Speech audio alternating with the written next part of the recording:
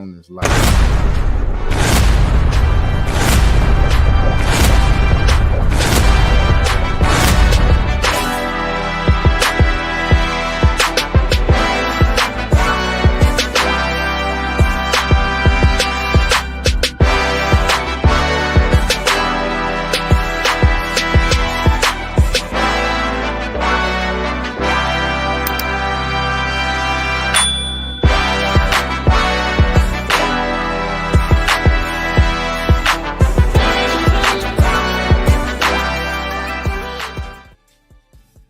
Man, what's going on out there, people? This is the three-man podcast. What's up, everybody? What's going on? It's me and your boy Max here today. I'm sorry we will not have any crypto news today, but hey, guys, we're going to get into some stuff. Particularly what we was just talking about is the censorship of free speech, which is crazy. See, people think censorship is stopping somebody from saying anything and stopping somebody, period, and cutting them off. But censorship has many different levels. And this LGBTQ community has actually been a big component of censorship since they have been at the forefront of all socioeconomic issues. Because people don't understand that censorship is also changing what people can say, how much they can say it, all of that mess, man. What you think about that, man? How can you say it? It doesn't make sense. You know, it's like you can't expect people to be your ally when you're forcing shit down their throat. You feel me? Amen. That's like, and then, you know, and it's then, you know, when people try to compare other people's struggles to theirs, then it's just excuse me. Damn, I'm out of choke. No, you good, man. Drink some water. Good, drink some water, man. Good Lord, man. Come on now. Stop it. Cut it out. He's got a glandular problem. Oh, God. Nah, hey, man, please get you some water or something. I don't need you choking over here, bro. I don't need you choking, man. What's up, man? Okay, so look, all right, I'm back. I don't know what happened. Okay, I didn't know you was gone. Like, good Lord. Okay. Alexa, Whew. how can we fix his choking problem? Pause. On share care. If your child is choking, take 2 fingers and sweep through his mouth to see if you Alexa, can... stop. Wow, boy, yo. Oh God, guys, I know you can't tell, but my energy level is down. My stomach hurts. I don't know what's going on, but I'm still gonna do what I can. Alexa, pause, Alexa. What in the world? You wildin', Alexa. Alexa, pause. This is a weird day, folks. But once again, this censorship shit got to stop. Shit's got to stop. Yeah, it's just, you know, like all throughout all of the internets. If you look like example one, a prevalent one, TikTok, the reason why is that happened, it wasn't because people were just so mean. No, it's just because people can't take a joke or people can't, you know. You can't say shit no more. No. I remember back in the day, man, you could have discussion, you could talk. People wouldn't even get offended. Do you remember that shit, man? They get pissed. They might get with you. They might put some. Remember, man, me growing up, I'm a Generation Xer. Max is a fringe millennial. He's like right at the end of millennial. And I'm telling you, man, we used to play the dozens, joning, whatever you want to call that shit. Me and Max join each other sometimes. Ain't no damn offense. Ain't nobody getting mad. Nowadays, you can't even do that mess, man. For the past 2 days, I've had to basically some niggas be getting personal, boy. Yeah, I know. Some of y'all niggas be saying personal shit. I'm like, hey. I'm like, hey. They be like, man, you just mad because your dad don't love you because he walked out on you when you was a little kid, say he was going to the store. I'm like, hey, bro, come on, man. Like, damn, I thought you that ain't confident. But even if they said that back in the day, man, you know, even if you got to fighting, you were friends the next day. You know what I'm saying? Yeah, like yeah. Every dog has his day, but now these dudes don't even want to fight no more.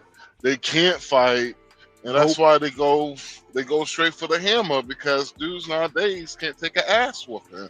Yeah, Their they go pride straight, and ego won't allow it at all. And I mean, the last 2 days I've had to hand these L's to these liberalists, and it's been one liberal dude. What you mean plus 30 minutes? Where's my food at? Did he already put it at the door? 7:51. Y'all dropped it off?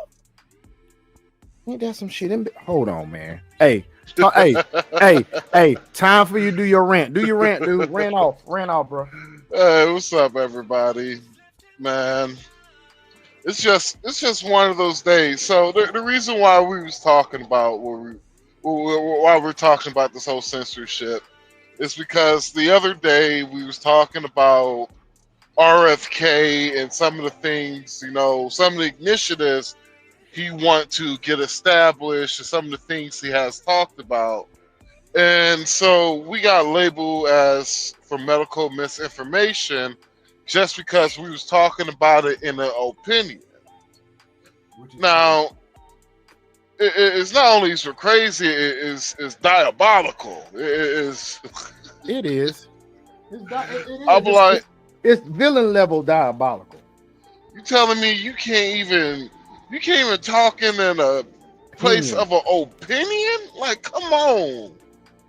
And yeah, and it's fucking ridiculous. And so we're like, well, how did we get here? And one of the reasons how we got here is, I'm sorry, but it's the LGBTQ.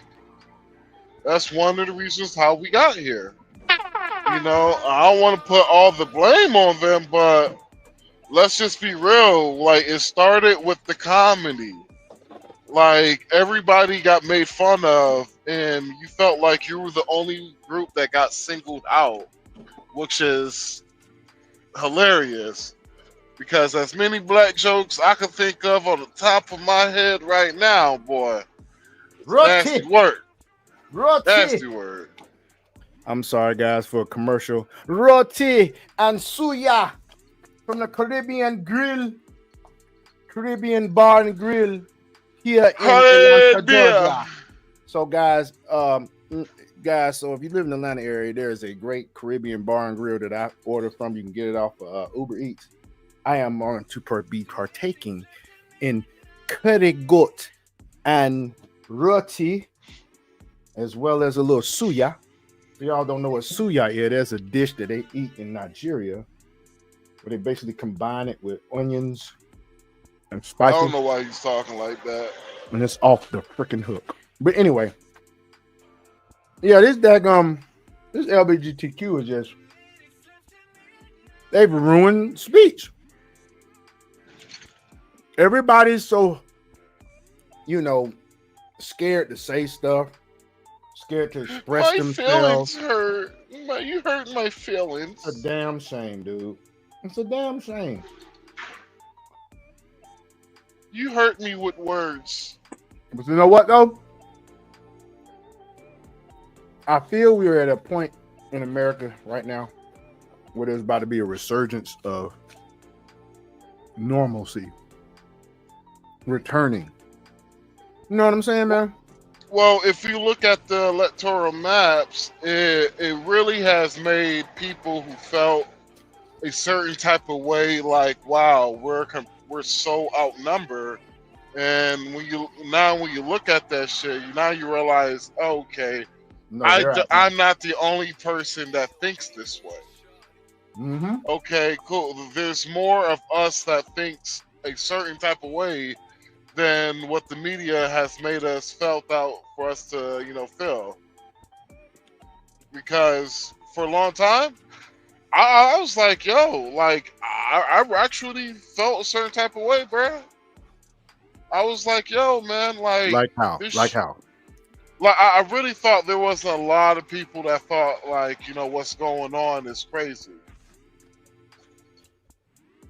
Well, so the election showing us showed that there's actually some some normal people in America that think that we were going down the wrong direction, and they Well, answered the call. Well, how the media made it feels like, how the media made you feel is that it made you felt like it wasn't a lot of people that thought like you out there.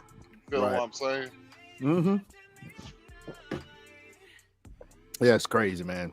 But I think we're back and we're returning, or we're approaching or facing the direction where we're getting back to normal now.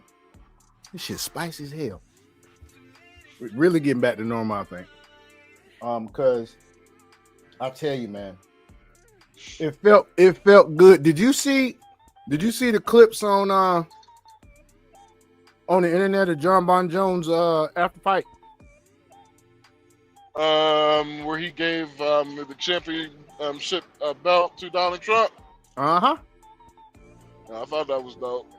All right, check this out, folks. We're gonna go ahead on show you that. I think I got it right here. I hope I got it right here. Let's see here. Pause for the calls, real quick. I think it's somewhere in here.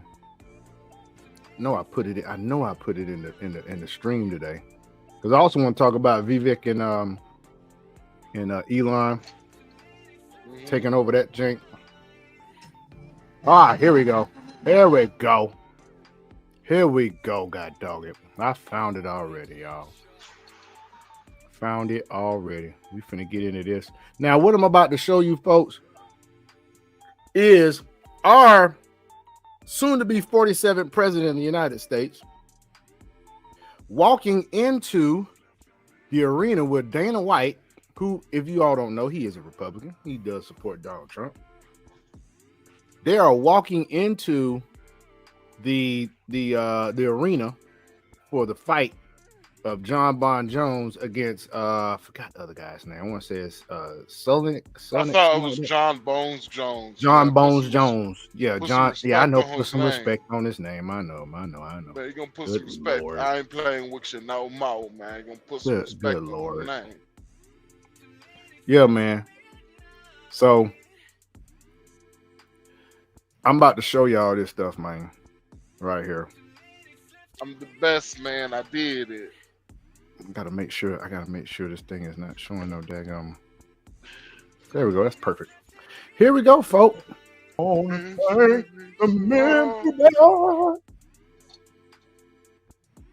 Yes, sir. Now, eat this sandwich with now some let's go. fries. Oh, here today. I want to go to this place. now. A lot of God people. bless Chick-fil-A. Man, Chick-fil-A got a chicken sandwich with pimento on it now. I don't like pimento cheese, but I don't see how anybody can eat pimento cheese. I'm boycotting Chick-fil-A because it's not woke enough. It's not woke enough, you mean? What you mean it's not woke enough? It's not woke enough, so I'm boycotting Chick-fil-A. And I don't like that they don't believe in the DEI when it comes to their chickens. So they don't believe in DEI when it comes to their chickens. Boy, you stupid. Nope. Diversity, equity, inclusion of my food. This dude is funny as hell, man. This dude's funny as hell. God done, Dragon got some good looking plants, don't he? Yeah, man. God dog. I'm looking for I don't know if this is true, but I have got to show y'all this, and y'all look it up for yourselves. Let me see if I can get to this. Oh, that's not right. It's an Instagram post about how they spent $2 trillion of taxpayers' money. I'm trying to get to it, but for some reason it is not working. Oh, we in What? Oh, we in Brooklyn. Okay. No, I was just you in Brooklyn now, man? You in Brooklyn today? I was looking. So I'm making a delivery and everything. So with the truck that we have like we have a windows, like big ass windows on each side. Mm-hmm. And so I'm just leaning back, chilling, and, talking, and I'm just like, oh snap, that's a beautiful. Let me show you my view. I'll show you. Let me show you. You got a beautiful view over there, dude. Can you see it? Hold on. Guys, he's got a beautiful view. Can you see it? I see lights. Hold on. It's not clear though. Hold on. Guys, this daggum curry chicken with this roti from this place in Douglasville is banging right now. You should see something coming up shortly. I see lights. So Robert's driving or you driving? Yeah, he's driving. Okay. What? Because I'm not driving in Brooklyn. Fuck that. Why? Man, I can't do it, bro. Some idiots, ain't there? Bruh, it's that too, and it's too tight for me, bruh. Pause. Pause. Too tight for you, bro. Yeah, man. It's like it's hard to get through in here, man. You so funny. And he has more experience with that. Okay.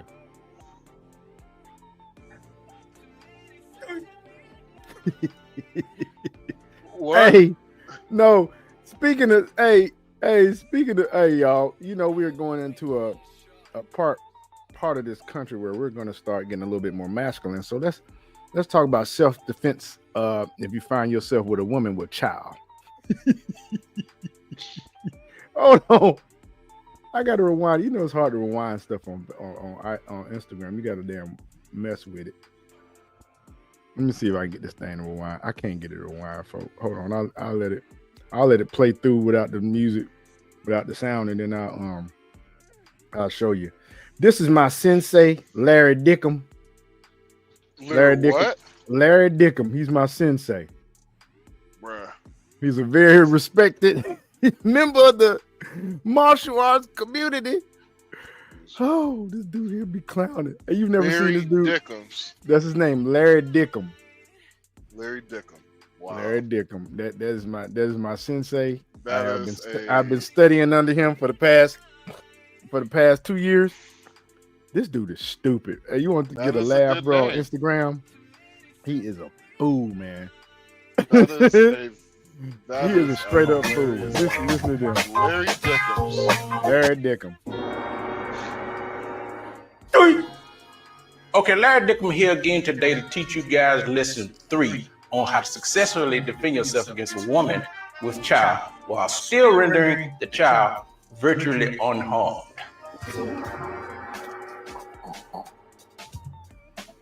Okay. Typically, if you know a woman is trying to attack you with the baby and use the baby as a weapon, you want to be nice as you can at first. Hey, baby, I don't think you ought to come over here fighting with the baby in your arm. What are you talking about? Who does this? Nobody does this. Well, apparently, she's talking too much shit, so now you have to go into full self-defense mode. What you want to do is take your elbow, put it out, distract her. She's going to look down at it, look down like that. Once you look at your elbow, you want to kick the baby safely.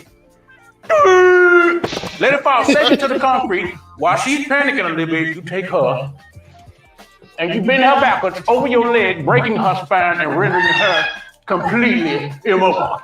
Oh my God. And if it don't snap on the first try, you keep trying to snap that motherfucker. Larry Dickham, that's my dude, man. That is my dude right there, bro. That dude is stupid, man. He has a ongoing rivalry with a squirrel. What? Something about him. Yeah, something about him and his squirrel, man. They've been fighting for decades, bro. That's his number one rivalry, bro. I don't know what the squirrel did to him, dog. But You tell me this nigga got a nemesis of a squirrel. His nemesis is a squirrel, bro. I swear for God. Look, man, look here. I think this is it right here, bro. I'm done with people. I'm done with niggas, boy. His nemesis is a squirrel, dog. Oh, I gotta make sure I don't dox people.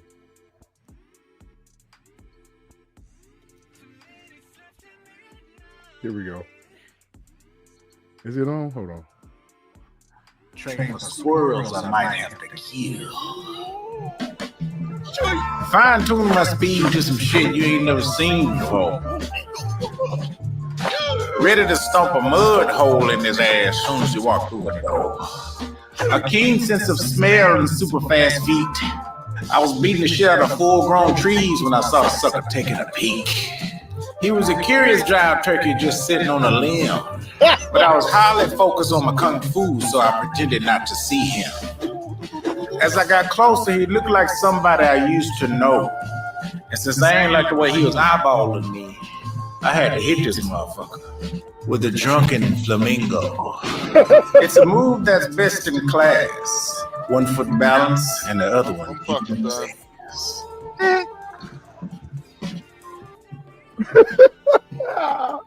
I'm done. Larry fucking Dickum, dog.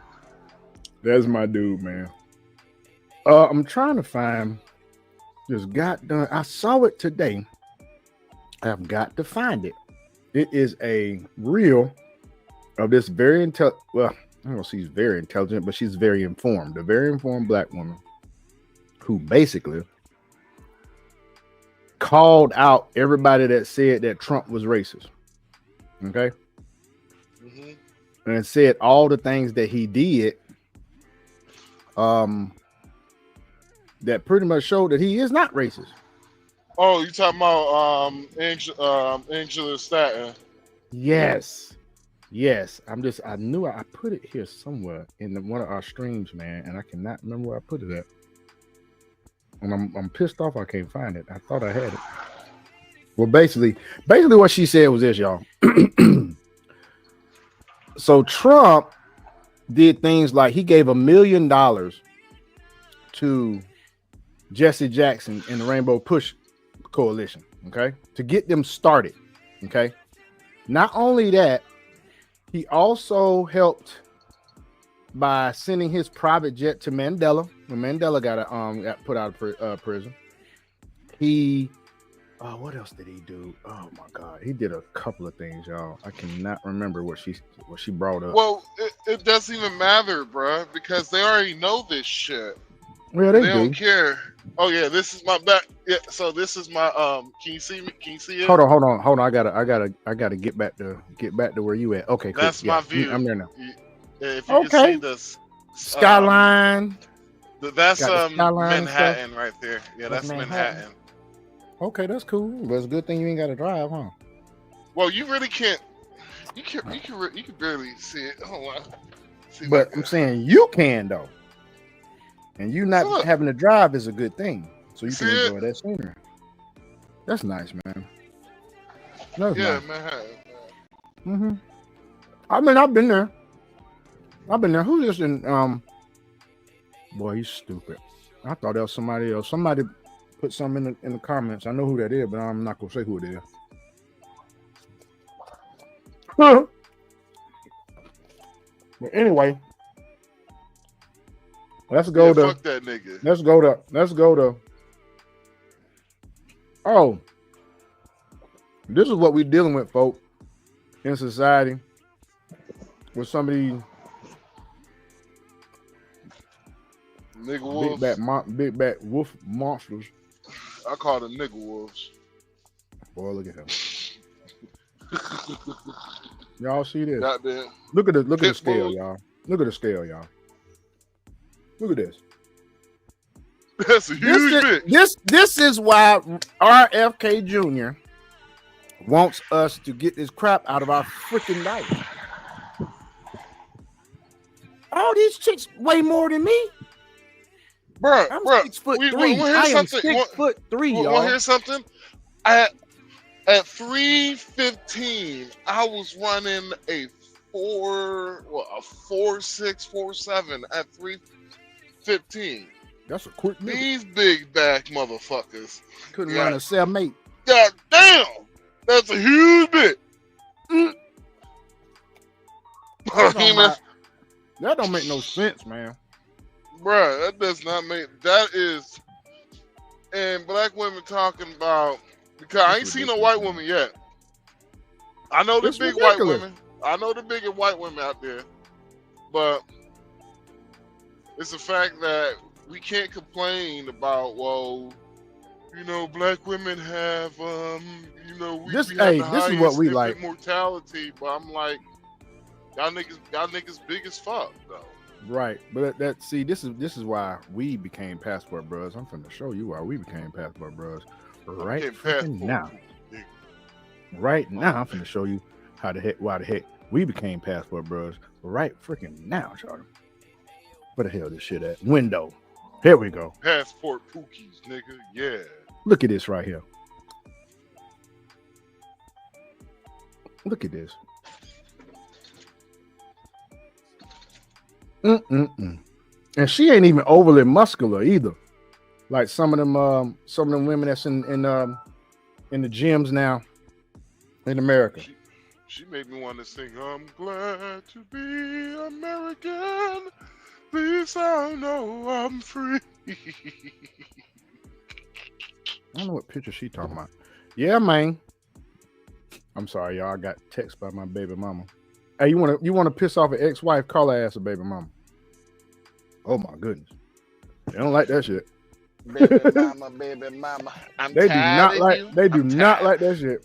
I'm at the point I'm about to fire you. You're fired. You always doing what a child would do. Boy, why you crying, girl? I'm sorry. That's all right. So what we're gonna get to next, guys? I know we jump around, but I don't care.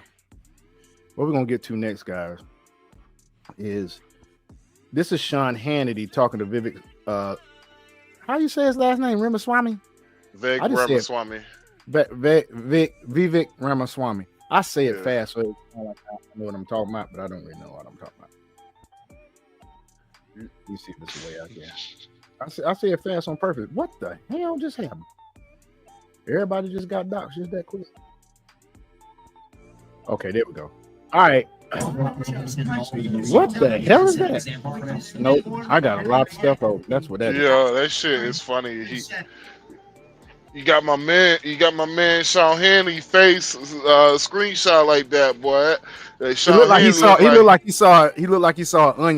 he saw Sean Hannity looked like he's like, I smoke 2 joints in the morning. I smoke 2 joints at night. That's what he looked like, boy. He looked like he see a big old booty, bro.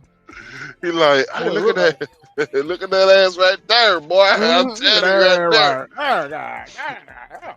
Continues to make key appointments for his next administration. Now, yesterday he announced that Vivek Ramaswamy and Elon Musk would lead the new Department of Government Efficiency. Earlier today, Vivek took to Twitter saying in part, quote, if we're ever going to crush the bureaucracy, it's going to happen from the outside. Just the hard truth. And today, the department's X account was launched. So basically, folks, you can't ask someone that's been functioning on the inside, that is subject to the corruption. You can't ask them to clean up a department.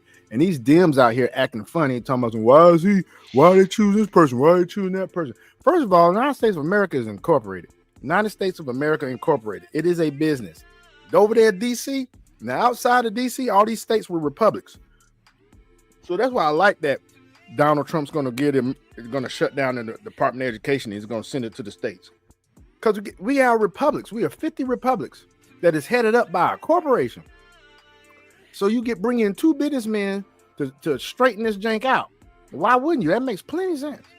With a tweet saying, quote, working overtime to ensure that your tax dollars will be spent wisely. Vivek Ramaswamy joins us now. All right, so you're partnering with the smartest guy in the country. There's no doubt about it. And the richest guy. But you look at Elon Musk and he's a genius. If you can figure out a way to go save those astronauts that are lost in space, God bless you. I could never figure that out in 500 lifetimes. So I admire that. He's talking about $2 billion in cuts by identifying waste, fraud, and abuse. Is that a realistic number? That's a big number. Yeah, 2 billion isn't a big number, but 2 trillion is, Sean. That's what we're looking at here. Look, 2 trillion, I stand corrected. No, I want to be very clear about the scale. I want to be very clear about the scale that we're thinking here. We're not thinking small. We're playing big here because we have a once-in-a-generation mandate right now. The American people have voted for drastic reform of the government, and our federal government is broken. It's no secret that it is a 4th branch of government, the administrative state that makes most of the rules, that creates a federal bureaucracy that's hampering our economy. So what do we want to do? We want to go in and slash and burn that bureaucracy to help Americans, stimulate the economy, and to restore self-governance again, Sean. The people we elect to run the government, they're not even the ones who run the government anymore. It's these unelected bureaucrats. Republican politicians have talked about fixing this for a long time, not with a lot of progress. So I do think it's going to take a couple of outsiders. Elon and I have built a great friendship over the last year. We're working together intensely, and we're not going to stop till we get the job done. When Ronald Reagan became president, on the issue of defense, he called it a gap of vulnerability. China, Russia, they have hypersonic missile technology. We do not. We're going to have to spend a lot of money on defense to catch up and to surpass our enemies. Social Security, Medicare are headed towards insolvency. We'll have to spend money there. To me, that money is going to be made up through energy dominance. That's where I think our greatest opportunity is. Your thoughts? Look, part of what's holding back energy dominance in this country is that administrative state. Look at the regulations coming out of the Department of Interior, the slow permitting requirements, how hard it is to open a new refinery. So I think that is the root cause of our failure as a country, is this unelected fourth branch of government. And I think they look at elected officials as these cute little puppets that come and go every little while. Not anymore. There's a new sheriff in town. Donald Trump's the president. He has mandated us for radical, drastic reform of this federal bureaucracy with the learnings of that first term. And you look, Elon and I mean, Elon's solving major problems of physics. I came from the world of biology. What we're solving here now is not a natural problem. This is a man-made problem. And when you have a man-made problem, you better darn well have a man-made solution. That's what we're bringing to the table. We're assembling the brightest minds in the country. This is the equivalent of a modern Manhattan Project to take on, I think, the major problem holding our country back. It's the federal bureaucracy. Target that cost, save the money, restore self-governance. And Sean, I think we did something pretty novel here, if I may say so. If I just want to say is this Department of Government Efficiency, it is built with an end date. We want to be done by July 4th, 2026. So for the first time in history, creating a department, creating a new government project that is designed to end. So do y'all hear that? Do y'all hear that? I mean, it makes plenty of sense to me. I don't know if it makes sense to you, but it makes plenty of sense to me. And so that they won't be spending money that they don't need to be spending, they're saying basically that the dang Department of Government Efficiency will be terminated in 2026. Yeah, in other words, we don't need it no more. We might as well get rid of it so you won't have to pay for it no more. And I like that because you're not just staying in, you're not just there to you're there to complete something. You're not just there for we're just going to be adding this right here onto the budget now. So I'm like, yeah, I like that. I really do. Yeah, that's a good idea. I mean, I like that. It's not to be redundant, but it's efficient. And what they say, it's gonna cut off about $2 trillion. $2 trillion off of the deficit. Man, that's fucking good. That's great. Oh, yeah. But you got these idiots out here that don't give a shit about that. They're like, well, they just don't like Elon Musk, and I'm like, I can understand if you don't like them, bro, but you gotta give them credit where it's due. Some of y'all don't like y'all boss. Some of y'all don't like y'all boss. You go to work. Yeah, they tell you to do something, you shut the hell up and do it. You don't talk back.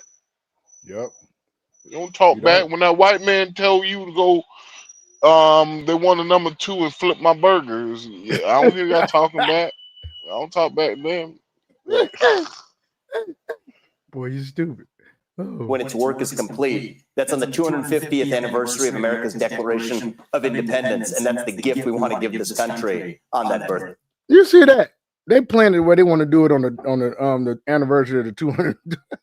Boy, I tell you.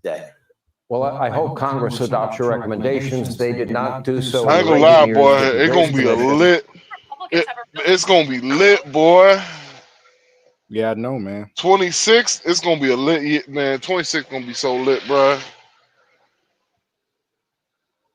Yeah, I know. It's gonna be lit as hell, man. What are the first things you're gonna look at?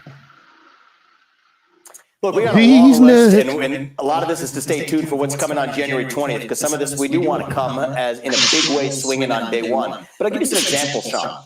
Most federal employees right now, most Americans don't recognize this. They don't even show up to work. So if you tell people you have to affirm that you want a job, that you have to show up to work 5 days a week, how many of those employees are going to quit right out the gate? Hey, you got a point. These jokers are so entitled nowadays, and they've been so used to I'm working at the house because of COVID. You tell them you got to come to work 5 days a week because they're trying to. I'm not sure how many times Congress comes into the Capitol Hill. I think they say they want them to be 9 to 5 and come in 5 days a week too. I think that's what they said they want them to do. And also, they wanted to allegedly they want to put term restrictions on Congress and senators. That would be awesome. Gate. That's a question we should ask. Those are the kinds of inefficiencies, low-hanging fruit that Democrats and Republicans or black or white Americans alike can agree on. We should not be wasting that kind of money as a federal government. And so in that sense, tackling this kind of waste, fraud, abuse, bureaucratic bloat, we're going for the stuff that's basic common sense that most Americans actually agree on. And I hope we're going to actually be able to help unite the country by eliminating waste, which is something that all Americans, regardless of partisan affiliation, can get behind. And that's how Elon and I are thinking about it. I have less than a minute, but I think part of it has to be baseline budgeting, eliminate the built-in increases every year that we have for every department. I think getting rid of the Department of Education, giving that money directly to states, or maybe adopting something like the penny plan. Maybe it's the nickel plan, where you cut, a nickel out of every dollar every year for 5 years. You balance the budget, which has not been done since Newt Gingrich was the Speaker of the House. You have about 30 seconds. Well, funny enough, Sean, actually much of our spending is even for programs whose authorization has lapsed. So the authorization to spend the money, the appropriation has lapsed, and yet still the money still goes out the door.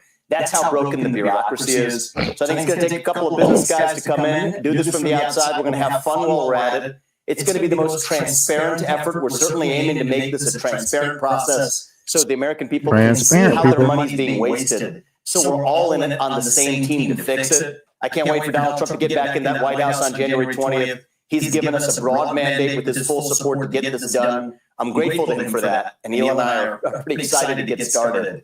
So we'll see we have a few surprises in store for January. All right, appreciate it. Hey, Sean Hannity here. Hey, Click here to subscribe. That is good right there, y'all. Mm-hmm. That's good. That's Yes, good. sir. And once again, they over here complaining. They over here got done complaining, man. I swear the Democrats, man, they ain't shit. They just ain't shit, man. They just ain't shit, man. They not. We complain for no fucking reason. Yeah.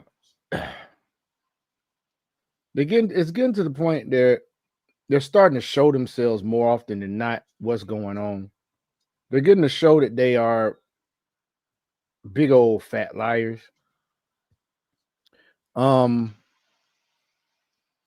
They saying basically, like for instance, they've done so much, man, that's just underhanded. Like, I'll show you guys this little. I gotta do some research. Not sure if it's totally true, but I mean, this is something for us to all be aware of. And it's basically, if you look at this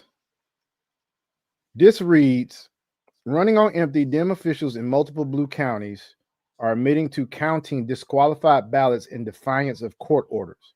The moves come as the contested Pennsylvania Senate race that Fox News has called for Dave McCormick heads for a recount. So this is from Fox News. That's crazy, man. So that's something in the news that's going on right now with they're saying that the Dems are using disqualified ballots. That shit's crazy. Yeah, that is actually true. Then that's not the only thing, but go ahead and finish your thought. That's absolutely true. And here's another thing that they said. They said they basically said it is illegal, and they don't care. They're going to do it anyway. Well, not only that, that's not the only illegal thing that they're going to do, which is I wanted you to talk on this because you have a little bit more knowledge of this than me, because you called it out right when I mentioned it to you the other day in passing when we was talking. And that is the fact that, God dog it, this thing don't want to act right. I can't get the daggum screen. There we go. Because I'm trying not to dox these people. I'm trying not to dox these folk, man. I'm fixing the window now. F them. Do it. Do it. Why you Do say it. that, man? No, I'm just talking shit. Yeah, I got you. Some reason my mouse is being real picky icky right now, but it's okay. All right, so right now, guys, what they're doing now is these idiots are basically coming up with a shadow government to oppose Donald Trump and stop him from basically getting things done. Since they already know, you know what? I'm gonna pull this up on I'm gonna pull it up on YouTube because it's not really showing good right there. See if I can pull it up on YouTube.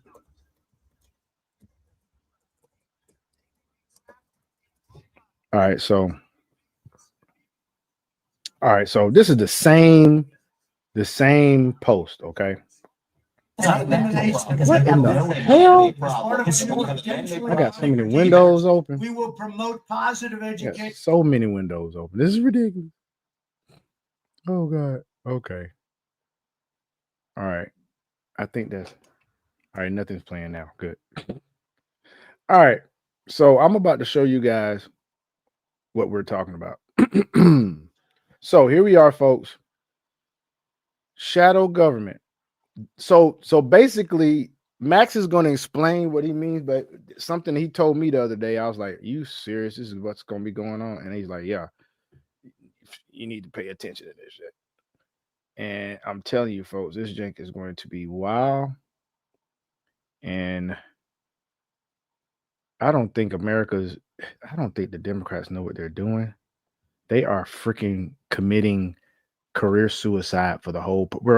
I think it's going to get to a point for a while. We're going to be a one-party fucking nation. Well, the Democrats' nightmare is quickly breaking into a kind of a fever dream. Some party members are floating ideas about how to respond to a second Trump presidency, and some ideas more outlandish than others. So let's take the temperature of the room, shall we? First up, the dream that Supreme Court Justice Sonia Sotomayor could resign and be replaced by a younger justice. I think that's actually a very good plan. I think it's something that should happen. Justice Sotomayor has been a more than able justice. I know that she may be having some personal issues that she contends with while serving on the bench, but I don't want Justice Sotomayor to be another Ruth Bader Ginsburg in terms of staying too long. Democrats, snap out of that one. She is staying put. Next fantasy? President Biden resigns, allowing Vice President Kamala Harris to ascend to the White House. Yeah, this is stupid. This is all stuff that Democrats have been discussing and thinking about doing. Well, not actually Democrats. I would say the Democratic contributors and the Democratic strategists that are on the media. I wouldn't say it's senators and congressmen saying this. You ain't really seen a lot of them talking about this, but it's been mostly these talking heads on these media outlets. What promise left that he could fulfill, being a transitional figure. He could resign the presidency in the next 30 days, make Kamala Harris president of the United States. Whoa. It would absolve being able to having to oversee the January 6th transition, right, of her own defeat. And it would make sure that it would dominate the news at a point where... Hold on. Did this cat just say that... Oh, go back. Is he enabling this chick? Is he enabling this chick? It would make sure that it would dominate the news at a point where Democrats have to January 6th transition, right, of her own to make Kamala Harris president of the United States. Whoa. It would absolve being able to having to oversee the January 6th transition, right, of her own defeat. So you want to see? They want to freaking guard her and shield her from. It's a participation trophy. Yeah, it's a fucking participation. But I mean, this cat just said out of his mouth it would absolve her from having to hand it over due to the defeat. So you are basically want to coddle her. You're coddling her. And this is what feminism has done to our country, guys. This is what LGBTQ Elemental P. This is what it has done to our country, y'all. This is what it's done to our country. People cannot deal with reality. You lost. Hand over the shit. You got defeated. The fuck. And it would make sure that it would dominate the news at a point where Democrats have to learn drama and transparency and doing things that the public want to see. Is there a place around here I can use the bathroom? Again, Democrats. You said what? But it wouldn't force Trump to throw out anything with 47th president on it. Are these And there's suckers one more trying idea. to get out? Shadow government, similar to the UK. Are they trying to? Group of lawmakers that mirrors. Here's the other thing, folks. Shadow government. Pay attention to this. Say Senator-elect Adam Schiff, as Shadow Attorney General, Congressman Gregory Meeks, Secretary of State, or Colorado Senator Michael Bennet as Treasury Secretary. Well, that idea isn't just coming from a strategist, but a lawmaker. And joining me now, the man behind this idea, Congressman Bobby Nickel, a Democrat from North Carolina. No dream music needed. This is freaking insane. You're in person with us. Congressman, why do you think this is the way to possibly challenge this administration? First of all, this is something we can do. This is something that definitely can happen. And we've been doing it for over 100 years in the UK. So this is an idea that's time has come. And if we do the exact same thing against Trump, we're going to get the same results. We have to step up our game. We have to go toe to toe with Trump. And it's not just about saying, what we're against. It's about saying what we're for and putting our best messengers out there to go toe to toe. They put Elise Stefanik at the UN. We should have someone going one-on-one with her, talking about what we would do better and why the choices they make. So what would this look like? It would be somebody who acts as if it was a State of the Union, a response they would give every time there is a major speech or press conference, or they'd have their own issue or white papers. What would this look like in practice? First and foremost, it's about accountability. It's about keeping, public pressure on every member of the cabinet. When they step out of line, you got someone, who is there ready to call them out. That's something we don't have. You've got an issue with the EPA. You've got the spokesman taking a counterpoint right away on your show. That's the point of it. Something where leadership, Hakeem Jeffries, Schumer, they could appoint folks, and we've got a ready match to go toe to toe. And it's worked well in the UK. There are some who would look at this and criticize it and suggest that you'd be delegitimizing this administration, not simply giving an alternative accountability vehicle. What do you say to those who question this as a ploy to try to undermine a decisive victory? I think it's about making sure that they're accountable. That's the whole point of it. And, like anything, you start it from scratch. You get to do it our own way, our own American way. They certainly they've done it for a while again in the UK. But, what I want to do is I want an answer. I want a message on our issues. I want to talk about the stuff that we want to do. So in the next election, we say, okay, Trump is deporting, families. This is the policy we would put in place. And that's what you get with the shadow cabinet. I think it's a lot of fun. You start looking, you fill the spots. You look at our amazing. He thinks it's a lot of fun. You could take that task. I wonder how that would be different from the leadership that would certainly have their voice on these issues as well. I'm curious to see if there's some support behind it. But there is a colleague of yours, Congresswoman Alexandria Ocasio-Cortez, who asked her followers about accountability in this vein. She asked them why they split their ticket between Trump and Democrats, and if they actually did that. And some of the most common answers I want to share with you, and I'm summarizing here: working class, anti-establishment, and change. Why do you think the voters see Trump that particular way? And what do the Democrats need to do to counteract that? I mean, we got to do a lot better. And I think elections are just very simple. It's change versus more of the same. And unfortunately, to this small slice, felt like Trump was their best bet for change. But those same voters in places like North Carolina and Arizona and Michigan and Wisconsin and Nevada, they voted for Democrats for the Senate, for the governor in North Carolina, the same states that voted for Trump. So I really see it as a mixed bag with all this stuff. But we got to do a better job talking about economic issues, talking about issues that matter at the kitchen table. Those are the things that I think that the Democrats. We have people been telling y'all this for years. And the Democrats sat there and act like they didn't need to listen to nobody. keep throwing identity politics in folks' faces and everything, and you worry about the wrong thing. Now y'all want to get right. Oh, it's too late now. It is definitely too late. Because by the time another election comes up, it's gonna be something else that y'all supposed to do that y'all don't know about, and y'all not gonna get the hang of it, and you're gonna miss on that too. Who won in those same states did a really good job with. That would be part of the message of a shadow cabinet too, to promote those ideas. Absolutely, 100%. All right, well, we'll see how it works out. Congressman Wiley Nickel, thank you so much for joining us. Thanks. BS. But check, I got another video for y'all. It's a short, but this is what's going on at the CNN. You still there, Max? Max? Yeah, I'm here. Okay. But yeah, this is what's going on. Let me start. Hopefully I got the volume on this thing. I don't got the volume on yet. Hold on. Does it have volume? Hold on. Trying to see if it's got volume. I don't know what's going on with the volume on this thing. No, that's not. I'm looking for that. That's not what I was looking for. Oh, this is crazy. I can't get the thing. Restroom? Oh, no wonder he wasn't talking. He was muted because he handling business. I don't think this has volume, folks. But just listen. Look at what it's talking about. Read. Thank you, sir.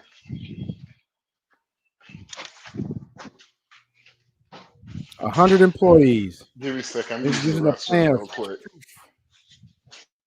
They're future-proofing the company. They're saying they're gonna lay off people at CNN. Okay, because of the ratings. The ratings are terrible. They're in the dump. They're in the dumps. There's a dumpster fire over at CNN and MSNBC. It is a straight dumpster fire, and it's because of stuff like this right here. Donald Trump. He is selected. This is why they having layoffs right here, guys. The lies that they're talking about. Listen to this. Former Democratic Congresswoman turned Trump supporter Tulsi Gabbard as his pick to be Director of National Intelligence. If confirmed, that would mean Gabbard would oversee the 18 agencies that make up the entire U.S. intelligence apparatus, including overseeing the CIA. Why this announcement is now sending shockwaves includes Gabbard seen by many Tulsi got a donk. I'm sorry, y'all. Tulsi got a donk. as an apologist for brutal foreign powers, including the leader of Hold on, I didn't see it. that man. Then you see how these lies I started As over his here. pick to be Director of National Intelligence. Well, she got If got a donk, confirmed, but that would she's mean got Gabbard shape would on. oversee the 18 agencies that make up the entire U.S. intelligence apparatus, including overseeing the CIA. Look, Tulsi look like she might have a little yard on her. Look. Yeah, you know she works out. Tulsi got a yard. Why this announcement is now sending shockwaves includes She's Gabbard 42, seen by y'all. many as an 42. apologist for With brutal that foreign powers, storm including gray the leader streak of and a half. Syria, the same Oh no, leader, that's that man, that is who has used chemical weapons on his own not citizens. Storm. That's Rogue. She's got a rogue gray streak in her hair. Gabbard Like the Marvel hero Rogue. even traveled to Syria for what she called at the time a fact-finding mission and met with Syrian President Bashar al-Assad. She later responded to questions about that trip with statements like this. Do you think Assad is our enemy? Assad is not the enemy of the United States because the Syria does not pose a direct threat to the United States. Okay, what was wrong with what she just said? What was wrong with what she did? They say that she's a Russian apologist and a Syrian apologist. So basically, they're saying that she is partial to corruption because of Russia and Syria, which makes no freaking sense. This is a lieutenant colonel in our military, has served, has seen people die at her side. And these idiots on CNN, this is why the ratings are dropping. People are realizing that they're straight up idiots and they don't know what they're talking about. and use chemical weapons on his people. And then there is this from National Security Affairs expert Tom Nichols, writing for The Atlantic in a new piece. What does him using chemical weapons on his own people say as he is being a threat to the United States? That's not saying he's a threat to the United States. The following. She has no qualifications as an intelligence professional, literally none. And her appointment would be a threat to the security of the United States. Joining me right now is John Bolton, the former national security advisor under President Trump and a former U.S. ambassador to the United Nations. Now, mind you, folks, this guy, John Bolton, fired by Donald Trump. If you have ever been fired by any employer, and I got fired once, it was some bogus crap, but you don't like the person that fired you. Not only do you not like the person that fired you, you would do anything in your power, if you could, to get some get back on somebody that fired you. And so they think this is a credible person to talk to about Donald Trump, when us normal people out here that use our brain, and I have to say some of us, because not all of us do, we use our brain. Yeah. We know that he's going to say stuff that is not going to be true because he is pissed off from being embarrassed on a nationwide level by a guy he trusted to be his boss and not fire him. Thanks so much, Ambassador. Tulsi Gabbard, what are your thoughts this morning? Well, I thought it was the worst cabinet level appointment in history until they then heard about the Matt Gaetz appointment.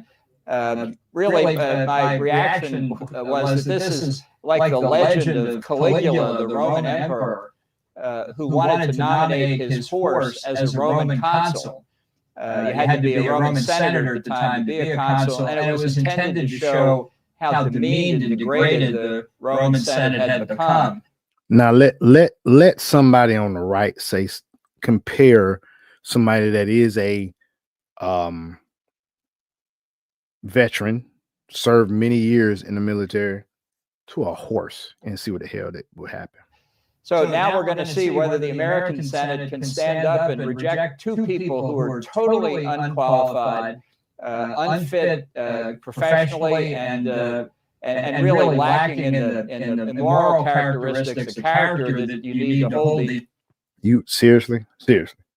So he's saying now that Tulsi has no moral characteristic, has no professional demeanor, and she's an officer in the freaking army. She's led people. See, he got fired. He's got fired. His panties are in a bunch. He's got sour He's grapes. butthurt. He's butthurt. He's got a stick up his ass. He's butthurt. These jobs. I think this vote should be 100-0 against both of them. And even before they get there, I heard you say that you think both should face a full field investigation before they're even granted confirmation hearings. Why is that?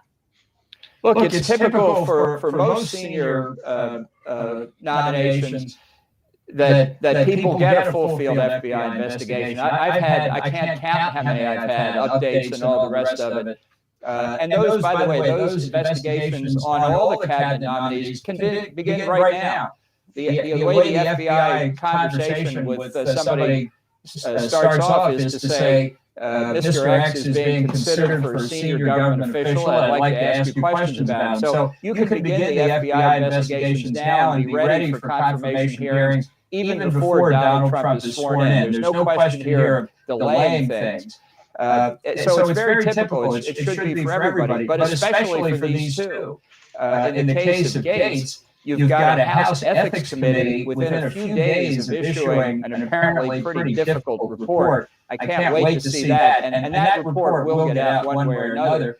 And in Tulsi Gabbard's case, she said some of the most incredible things, including, as I recall, a reference to the real cause of Russia's invasion of Ukraine being chemical weapons plants in the Ukraine that were joint U.S.-Ukrainian efforts. This is just insane. She said in response to an interview with Jake Tapper in January 8th, 2020, right after the Congress was briefed about the effective elimination of Qasem Soleimani, a presidential decision by Donald Trump. She said she wasn't convinced by the briefings about this, and I quote, illegal and unconstitutional act of war by Donald Trump.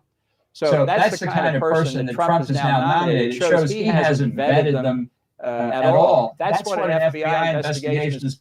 Now, let me read y'all guys this.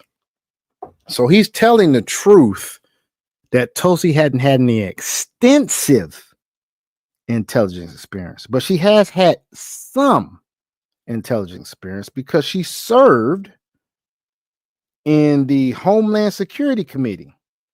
She had a 2-year tenure on the House Homeland Security Committee.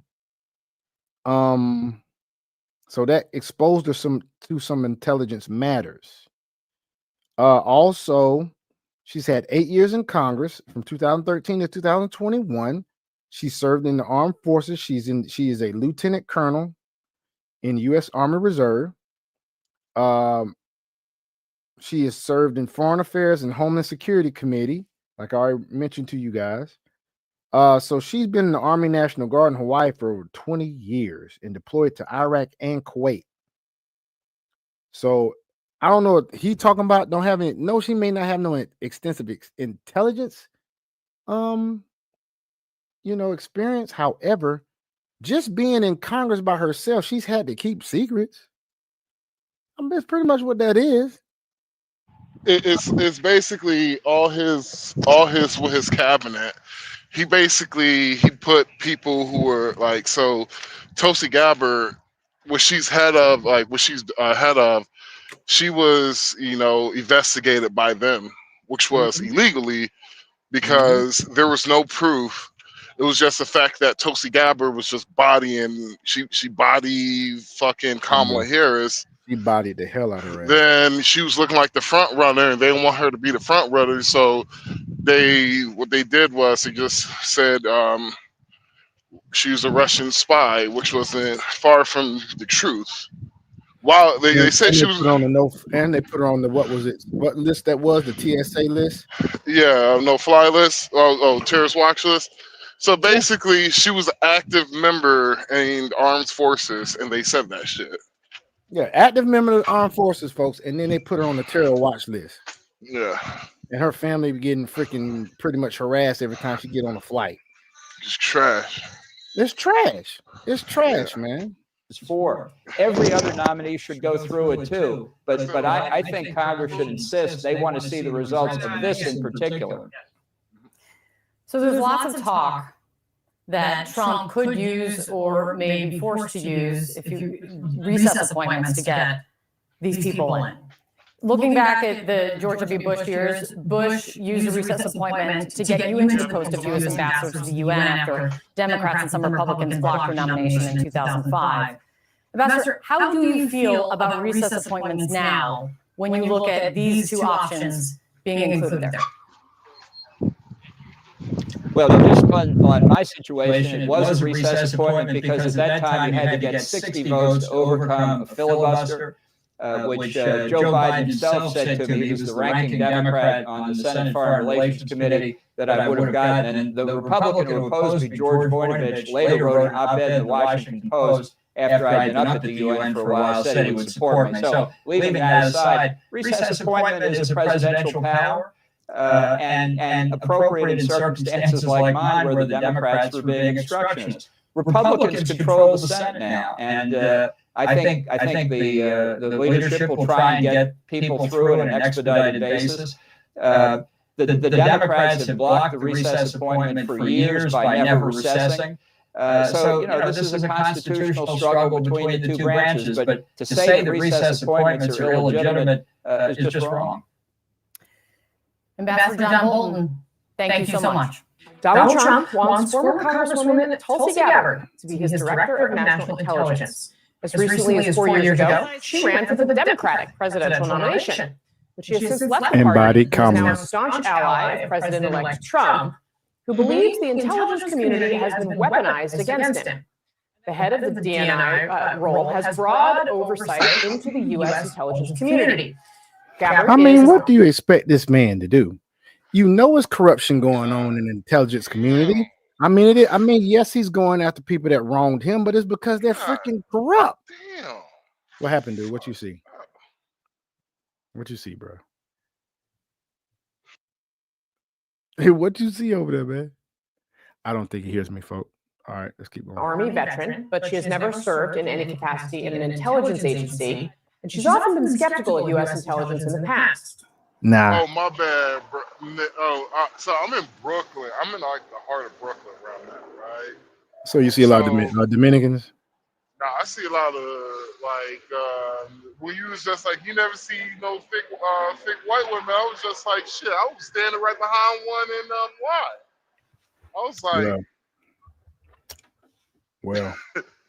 I'm like, we gonna pivot over there in a minute. We're gonna continue this and we're gonna pivot. When she was still a member of Congress in 2017, Gabbard met with Syrian President Bashar al-Assad as civil war broke out in his country with U.S.-backed.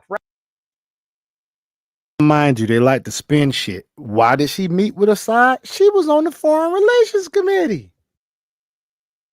These folks, boy, I tell you. 2 years later, I pressed. You see how this shit is, though. You see how you see how it's like they pick what they want to say. Yeah, and they pick what they want to keep they out. make it seem like example. Oh, nobody knew what she was doing when she met Assad. You know, she met at her own will, like her own transgression. I'm like, what the fuck are y'all talking about? Crazy, man. They think people really. I'm telling you. That's why I will never, ever vote Democrat ever again. Do you remember if you listen to CNN, MSNBC, their slogan for MSNBC was, "We make our people smarter." Everything, and so it used to be Fair and Balanced. No, that was Fox, wasn't it? Fair and I think that was CNN. But you know, MSNBC, that we shit make is our unfair and stupid. We make our fans smarter, yada yada. Shit, shot it. No, they don't. Shot it. Shotty, I just. She got a gap. No, it was just somebody. She got a Nash. How they say in Nigeria, it's a Nash. You got a Nash. No, you can tell it was a booty call. Oh, you just seen a booty call. Okay. Yeah, at the beginning of it, I'm like, damn, fuck, I gotta get out of New York. I hate New York. Go moving on. Her about whether Assad was a U.S. adversary. Do you think Assad is our enemy? Assad is not the enemy of the United States because Syria does not pose a direct threat to the United States. What do you say to Democratic voters who watched you go over there, and what do you say to military members who have been deployed repeatedly in Syria, pushing back against Assad? People who have been deployed to Syria have been there focused on their mission, which has been to defeat ISIS. Our troops have not gone to Syria to wage yet another costly, destructive regime change war. Joining us now to talk more about this pick, Sean Turner, the former director of communications for U.S. National Intelligence. Sean, good morning to you. Thank you so much for being here. Your reaction to the selection of Tulsi Gabbard here, there are questions also that tie into this question about Assad that lead to Moscow. What do you see here? Yeah, good morning, Casey. Thanks for having me. First, I've been saying that the president gets the biggest cut, and we know that, and we've got to accept that. But the role of the Director of National Intelligence, as you said at the outset, sits atop all the other intelligence agencies. It is one of the most complex cabinet-level positions that the president has. And this needs to be someone with a steady hand, who's experienced, who's qualified, and who is willing to speak truth to power, to give the president news, good, bad, or indifferent.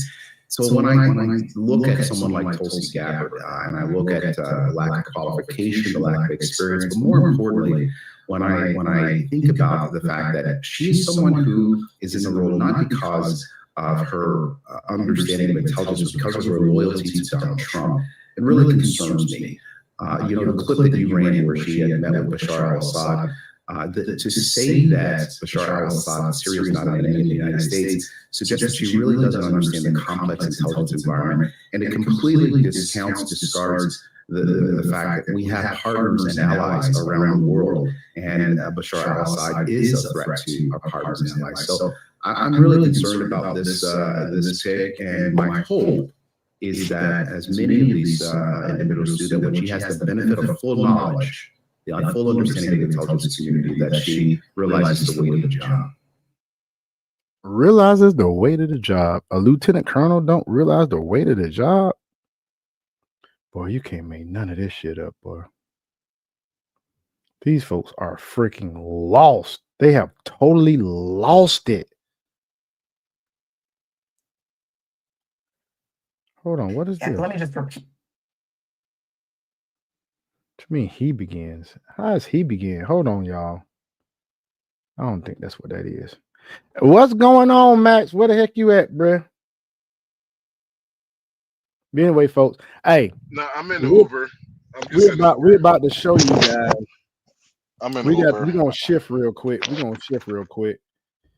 And I wanna you know what people hadn't been talking about lately is Diddy. They have not been talking about Diddy that much, had they? What did he do? I don't know, but you know what? Lately, what Diddy did? What did he do? He did a lot.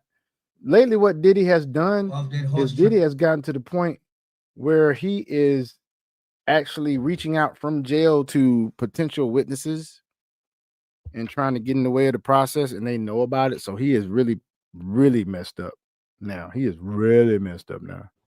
Is he still doing that? Yeah, he's doing it. They warned him, bro. Yeah, he's messing up. He's gonna go. No. He's gonna go away for life. He's gonna go away. For life. Well, that was the last time y'all seen Diddy. That was the last time y'all ever see him a free man. Yep, he is going to be in that for a long time. But real quick, I want to play. You know what? Before forever. Yeah, he gone forever. I'm gonna show y'all this clip. I'm sorry. We'll get on the Diddy thing in a minute. I want to show y'all this clip of this lady has a good take on the Trump cabinet, and I think that we all feel the same way. And somebody else, I hadn't said this, but I think Max just mentioned it not too long ago when we was looking at the president walking into the UFC fight, comparing his cabinet pretty much like comparing his cabinet to the daggum to the goddamn Avengers, man. Now, let's see if I can find the daggum. There it is. There's the. And this might have the world. Then you got Elon Musk, okay? His role is to see what the government been doing with our tax money, okay? And I'm here for it. Because Elon needs to let me know if they've been spending my money on illegal immigrants. I want to see how much money they have on those food stamp cards and those vouchers. And if they've been sending my money to the prison so men can get transgender surgery. Or you've been using my money on alien experiments, UFOs, TikTok, conspiracy theory. And you got the house and the city? Man, taking over the world. This team looks like they're going to conquer the world, just not the economy, okay? They got Elon Musk to conquer the sky. They got JFK to conquer the food. They got Tom Hartman to conquer the border. What's next? Where's Aquaman? Because that's all who you're missing. He's going to be conquering the ocean. And Trump, you must be Thanos. This is one hell of a team, and I'm here for it. Trump 24. The Avengers 2.0. I am so proud when I see Black women that have freaking got a brain. So proud, man. I am so proud, dude. Because I tell you. All right, hold on. Our boy King David just put something in the chat. I'm not exactly sure what this is, but let's look at it real quick. I don't know what it is, but we about to find out. It says lawmakers cheer as Colombia's Senate approves law banning child marriage. What is that? Let's see what this is all about. Stuff coming to us, people on the fly. From people we know.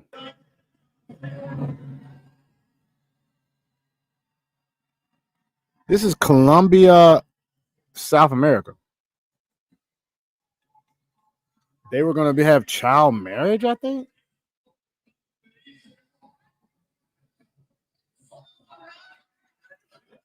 Wow, that's crazy, y'all. So they struck that down. Look how thin these people are, guys. Hold on, what's this saying? Let's listen to this. Black women raised $40 million for Kamala Harris campaign just to give it to Megan Thee Stallion, Beyonce, and Glorilla. You can't make this clown shit up.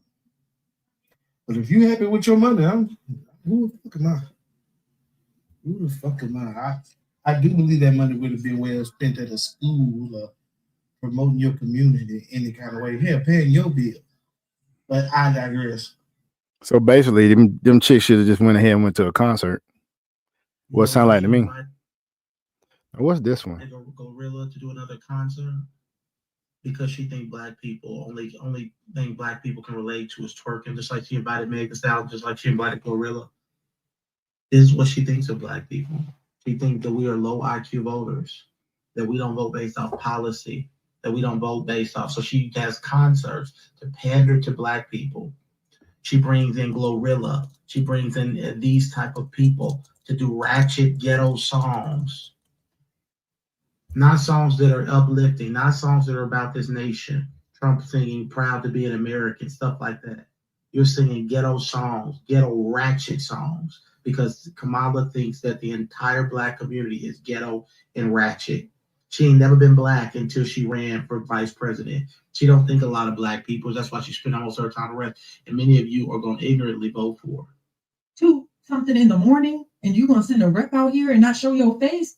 Coward. This is the stupid shit I'm fucking talking about. Our black women fucking hate us. And they think we worried about a white man. When the hate is right in our fucking community. Watch this. I don't give a fuck what happens to any black man on this app, including being shot in the neck by a white man who has still not been arrested. I don't care. This is why, folks, we about to shift and talk about passport bro shit, and we about to talk about these daggone freaking Western-minded freaking women, and the enemy within our own women. Some of our women, because I do know a few very good black women. They not in my life. These chicks ain't in my life. But I'm gonna tell you, there are some representatives that I may actually work with, but that's neither here nor there. Let's keep on pushing. Because these are the same men that said that they're not going to vote for black women unless they get child support forgiveness. No one ever said that. No one ever said that. Projecting as usual. She obviously, folks, is someone that has baby daddies and is probably having issues getting child support from her baby daddies that she has issues getting money from because they ain't worth shit. So yeah, she's projecting. This election has literally showed us what the fuck it been all this time. It just reared its head in this fucking election. These are some godless, evil ass motherfuckers. And Marvin Sanger, the lady with Roe v. Wade and all that other shit, and the producer of Planned Parenthood, she said she was gonna make you motherfuckers godless. And that's exactly what the fuck you is. To not care if someone unjustly shoots them. Crazy. Racist. Hey, nigga. Now look, look. Here's this guy's a simp. This guy's a simp. This guy's a total simp. Listen how he's talking. Listen to his talking points. He's a simp. It's racist, homophobic, and woman hating. Once again, he is giving you all of the left side talking points. All of them. His nuts, if he does have a woman, are in her purse. His nuts is in her purse. This don't mean that we racist. Don't mean America is racist. You lost your damn mind. Because the entire country came together and voted Trump back in the office. Yeah. They failed to realize that this woman was a total idiot. And I'm going to say it. She was an idiot. A straight idiot. Didn't answer questions, dodged interviews. And you could tell she didn't know what the hell she was doing because she resorted to that nervous ass fucking laugh people do not pay attention to body language and mannerisms. Folks, if you want to be a very intelligent person, if you want to really be successful, why don't you study body language and mannerisms? It will make you read people so much that they can't pull nothing over your ass. They can't pull nothing over your eyes, nothing. Her body language said that she was incompetent. Her body language says that she was ill-informed. Her body language says that she was nervous. Also, her body language said that she had anger issues. Like white people, black people, Asian people, Indian people, Mexican people, gay people, straight people, women, Latinos. Wait a minute. Is he having a come to Jesus moment in the middle of his reel, bro? Or did he plan on doing his reel? He may not be a simp. Hold on. You see this, Max? Hey, Max, What? you see this? What? Either he's having a come to Jesus moment in the middle of his reel, or he actually is a Trump supporter and he's basically trolling Kamala supporters, or trolling the left by what he's saying. Have you been paying attention to what he said? Man, nah, man. I'm literally trying to find me vape. I'm literally trying to find me vape juice, bro. I can't even find this bitch here, and I realize this is fucking New York, bro. They don't got flavor vapes. Y'all, please excuse me. Stupid as fuck. But the people from MSNBC and CNN and The View said that it. Okay, so yeah, he is having a come to Jesus moment, folks, because he's realizing that he's been lied to. It's black men's fault, white women's fault, everybody's fault. Maybe America was just fed up with high inflation, open borders. Yeah, he's trolling, y'all. He's trolling. The American people, they're not the Democratic Party. So he's trolling? Yeah, he's trolling. Maybe they just were just fed up. Everybody came together because they're tired of extreme leftist policies. I need to stop watching CNN, MSNBC, and The View. Yes, please stop watching them dumb. What did Trump just say on the conversation of school choice? Also, separate from school choice, we're going to take the Department of Education, close it. I'm going to close it. We'll have one person, it could be you if you decide to retire. Okay, here's the concept, okay? Here's what bothers me about that. So let's say you have a liberal city, let's Los Angeles, San Diego, and they just decide we're going to get rid of that history. We got new history. This is America built off the backs of slaves on stolen land. And when it comes in, then we don't send them money. We would save half of our money. Okay. And we're going to say, oh my God, you can't make this stuff up. First off, what is new history? The reporter just defined new history. Now I know good and damn well this dude here is a leftist because he got no. Don't take offense, Max. This cat got man boobs. He has a high estrogen level. I know you don't, Max, because you on a carnivore diet, or you have been on a carnivore diet. This man is got high estrogen levels. Fuck that. No. Yeah. Why you say don't fucking take offense? What the fuck? Because you're on a carnivore diet and you ain't as big as this dude either. He probably got high estrogen levels, and he's thinking, he got big back energy. That's what it is. Yeah, big back energy. Big back.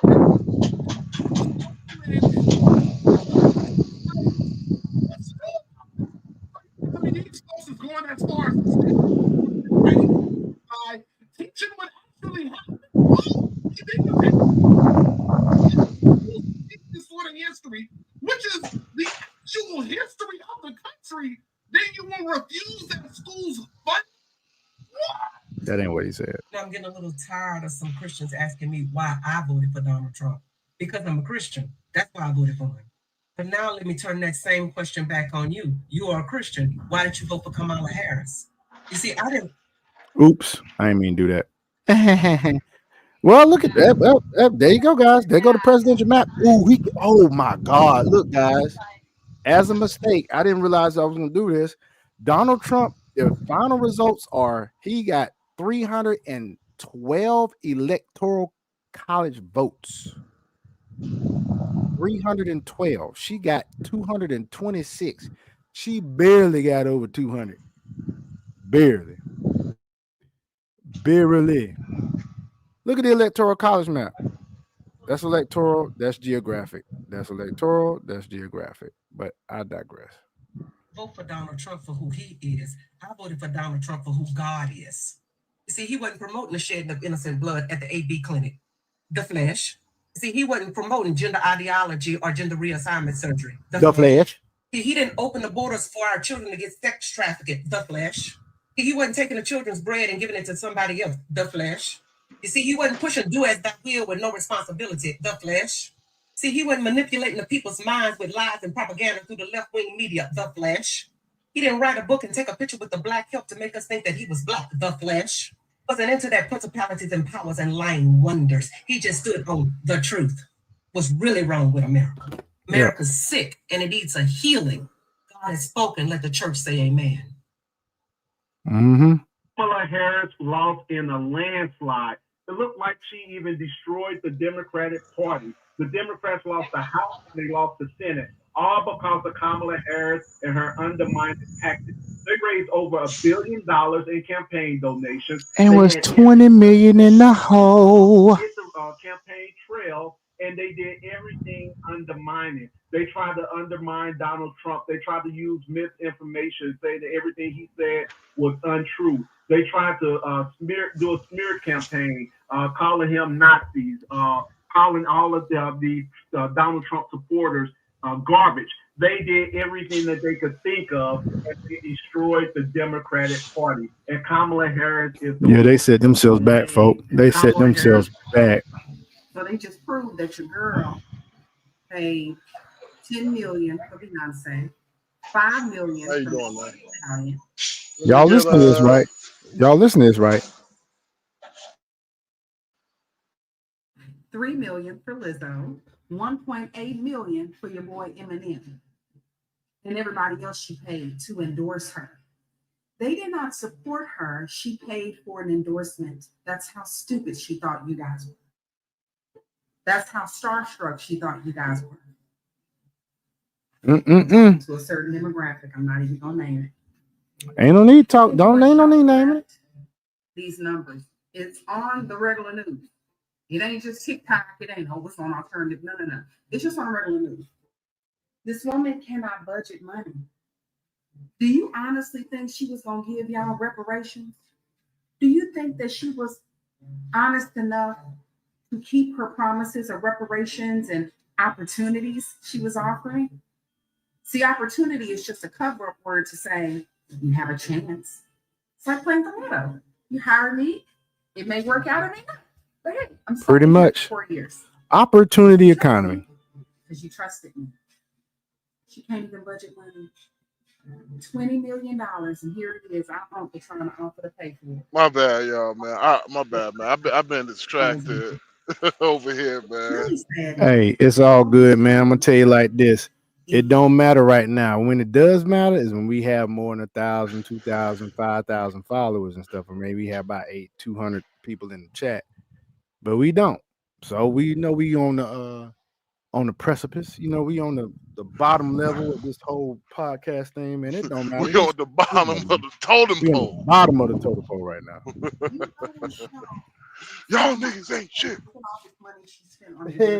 These people honestly didn't support her. Man, these motherfuckers here in New York, bro. You to put her in office for promises that she may or may not. I don't see how they could do this shit. If you show them this, see, I can do what? They'll still want her. You know why? I couldn't live in this. I couldn't live in this motherfucker, boy. Hey, and you know what? You know what? And I think that's a great segue into one of our newest subjects here on the podcast, which is Max's mumble rants. I can't even do it right now. I got way too many people right next to me. You might not can hear it. Way too many people. See, guys. See, he can't even do it because you know he's gonna be crunk. That's why he can't do it. Yeah, because I got a emphasis on I'm not near my truck, And I gotta get back to. I want to get back to my truck alive. Right, you're right. You're right. So, hey, okay, we can pivot again. Let's pivot. Let's pivot to Diddy. Let's pivot to a little Diddiness. No Okay? Diddy. No Diddy on the Diddy, but we're gonna pivot to the Diddy. Emphasis on Diddy. Waking up with their asses soaked, being taken to the hospital, finding out they got horse tranquilizers in their bloodstream, kidnapping homeless people, giving them horse tranquilizers. They wake up 3 days later, ass soaked. Can't go to the Diddy's house. You gonna wake up with your ass soaked. Everybody that's been to Diddy's house. I know your ass is soaked. That's why you're quiet. Your ass is soaked. So asses. That's why you needed all that baby oil. Y'all seen that movie called Blink Twice? Y'all probably thought y'all went to Diddy's party for one night. Check the tapes. Your ass might have been getting thrashed for a week. So asses. This is one sick individual because according to the attorneys that have over 109 plaintiffs, this motherfucker was putting horse tranquilizers in the fruit punch he was giving to the children. I mean, one is about 9 years old. To the children, folk. One is 9 years old. When I tell you, in this country, it is guilty until proven innocent. I mean, innocent until proven guilty. However, there's so much video out, eyewitness account. This man has no chance whatsoever. I mean, this motherfucker is a demonic mother. The A-listers in Hollywood are they are very quiet. I'd like to hear from some of them. Little babies going to sleep off that horse tranquilizer, waking up with their asses soaked, being taken to the hospital, finding out they got horse tranquilizers in their bloodstream, kidnapping homeless people, giving them horse tranquilizers. They wake up 3 days later, ass soaked. Can't go to the Diddy's house. Good God Almighty. It's crazy, man. It is crazy out there. I don't know. I really have not been following the Diddy thing as much as I possibly should be. But man, it's getting crazy, y'all. It's getting really crazy out there, and we are going to actually dig Diddy into. didn't do it. He didn't do it. Well, Diddy do it. Did it? What did it do? What did it do when Diddy did it? What did Diddy do when it did I'm it? just saying, It did what it did. nasty work, bro. Thousand cases of baby oil. That's nasty work, boy. All right. Well, here's the most recent thing that's going on with this whole Diddy case thing. Is that they're saying that he's contacting people. He ain't supposed to be contacting, but they're saying he's contacting people. So, without further ado, here is new stuff about Diddy contacting folks. New details this morning in the sex trafficking case against Sean Diddy Combs. Prosecutors now claiming that from behind bars, Combs has been trying to reach out to victims and possible witnesses. And ABC's Phil Lipoff is here now with this story. Good morning, Phil. Good morning, Gio. Diddy's lawyer is trying for a third time to get him out on bail, but this time, the prosecution telling the judge about attempts they say the rap mogul made from behind bars to influence everyone from potential jury to alleged victim. I mean, it's not going to help your case. You trying to get out on bond, and they already saying that you trying to reach out to folk. That right there is going to make the judge really not going to consider it. And this is the third time they have appealed to have him out on bond. This man he's a runner. He's a track star. He's going to try to run, y'all. He going to run.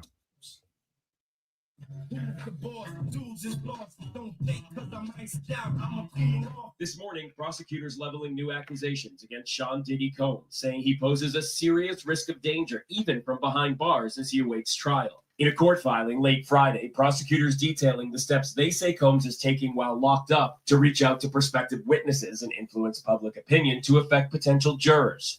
The accusations within the prosecution's motion to deny bail are very serious and will be considered very heavily by the judge, because the judge is going to want to ensure that he is not influencing witnesses and or contacting anyone to influence a trial in any way. Combs has pleaded not guilty to charges of racketeering, transportation to engage in prostitution, and sex trafficking. He denies any wrongdoing. The government now asking a judge not to grant Combs' third request for bail, in which the music... Y'all heard that? The government. Not just the law, not just prosecution, the government. Mogul offers a $50 million bail package, citing new evidence and changed circumstances. Swimming in women with their own condominiums, 5+5. Swimming in women with their own condominium. Somebody gonna be swimming in your booty hole. Prosecutors pointing to recorded phone calls from jail. They say Combs asked family members to reach out to potential victims and witnesses, urging them to create narratives to influence a jury pool. Allegations that could land Combs in even more trouble. Diddy's jail calls can be used at trial if they are able to support the prosecution's case in chief. They can also... Oh, he is done. He is done, folks. He is done. They are basically saying that they can use jail calls, his jail calls. Folks, are you kidding me? His jail calls? Provide grounds for additional criminal charges to be filed against him. All of this while a Hulu documentary is set to be released Monday. And Shine, kid is nice. Called The Honorable Shine, about a young rapper who says he took the rap for a nightclub shooting involving Combs and then girlfriend Jennifer Lopez. He got acquitted and he got 10 years. He was betrayed. Wow. Hulu putting out a documentary that includes the 1999 club shooting. If he was set up, or not set up, basically ratted out to be a distraction or take the heat, because word on the street is, this is what I heard, so this is alleged, y'all. Word on the street is Diddy was, Diddy had his vodka. And I think he was getting a little big in the ass, and no Diddy. He was getting a little, a little bit too, big-headed about the whole vodka thing. And I think, bro, like, you know what I'm talking about, boy. You wilding, boy. Like, he big in the head, boy. Shut up, man. You heard that story about him and the vodka and everything, man. He was trying to get a little bit too. He was trying to buy something or whatever. No, I ain't hear nothing about that. Another word. White and hot sauce. What? I don't know what you're talking about, folks. No, I was talking to Moses Shine Levy Barrow, now running for president of Belize. More, you do more. By Combs. Thank you. So that documentary is out tomorrow on Hulu. Lawyers for Combs say he categorically denies Mr. Barrow's allegations. On both, yeah. Unequivocally false. Combs, by the way, has that bail here. Of course he denies allegations. Come on. Coming up on Friday, we reached out to his legal team about these new accusations from prosecutors, and we have not heard back. With so many developments in this case. Phil Lipoff, thank you. Now that was some good freaking roti. Boy, this shit crazy, y'all. It's crazy. You hear me? Ooh. Yeah, man. Let's see what TikTok talking about, Diddy. Let's see what TikTok talking about, Diddy. Oh, okay. So somebody's on here talking about this is 5 reasons why Diddy is innocent. Look at this shit here, y'all. Let's see what this shit is about. Oh my God. 5 reasons why he's innocent. This has to be some leftist asshole. That's what this got to be. Can't imagine all the pain I feel. Give anything to hear half the breath. I know you still live. No party like a Diddy party, so yeah. This nigga kissing. Just got dark. Apparently, A-list celebrities are paying off the victims so they're not named in this lawsuit. No. Which means some of the super rich people involved in this are probably going to get away with it. This is all coming from Diddy's Bill Gates, yeah. Some level of effect. Because 120 people have up this whole thanks to the hush money. And once again, if that's the case, there's a whole bunch of people that probably was involved in the situation that we're never going to hear about.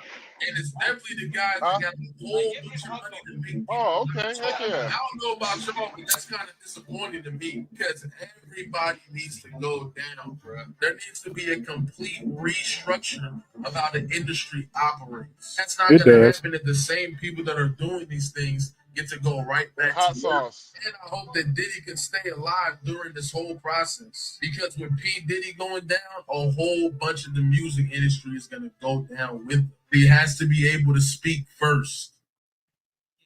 I'm trying to see if I can go to the next. Why the heck it won't flip? It's supposed to be able to flip. It don't matter. Images of Will Smith attending Diddy's party have surfaced, causing outrage among fans. As one of the most respected people in the industry, his presence at such an event is a disappointment. Many are now wondering if he supported Diddy's alleged unlawful activities. Could these images destroy Will Smith's career?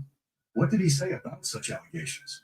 So join us. He probably said, "Keep my wife's name out your fucking mouth."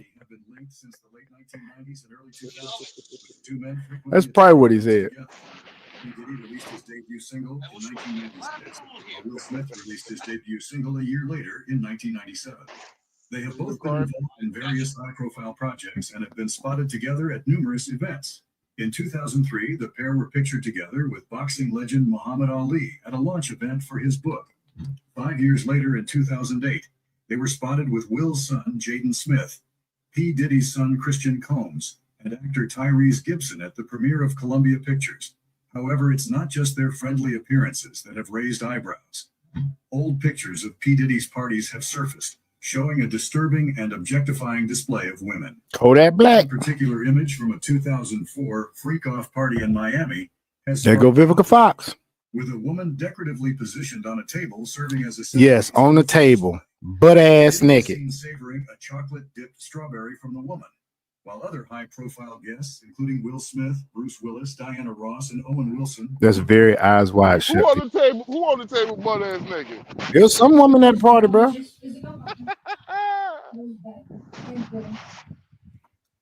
The party, which was attended Actually, let me see if I can find. Let me see if I can find some. I can see if I can find some Diddy party footage. Hold on. Diddy party footage? You never know. You never know what they got on TikTok, bro. Diddy party footage. You never know. Did What Diddy the do it? hell is this? I'm about to go for a joyride on a bicycle. I haven't rode on a bike in a long time, bro. I'm actually thinking about buying one. Not a motorcycle, but a bicycle, nigga. That's what I'm saying. Ooh, who's All right, I found Diddy party footage. Not like, I don't think this is like prohibited, but it says prohibited, but I doubt it is. But here we go. Diddy party footage, y'all. The moment when Ashton Kutcher swings in a hammock located above the pool and almost falls into the water was captured on camera. So that's Ashton Kutcher.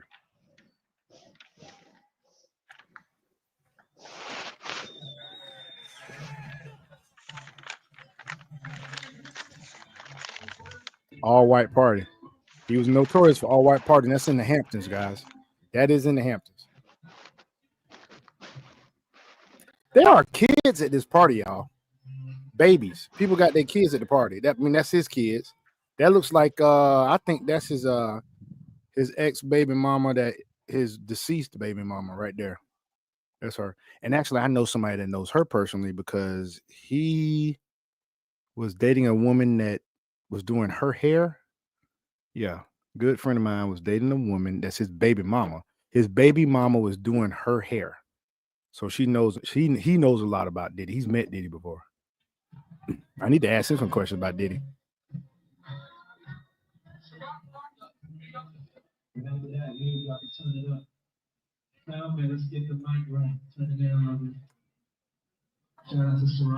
I mean, as a party, this looks like a nice, fun time. It don't look like it's nothing crazy, you know what I'm saying? But they said it's the after parties you had to watch out for.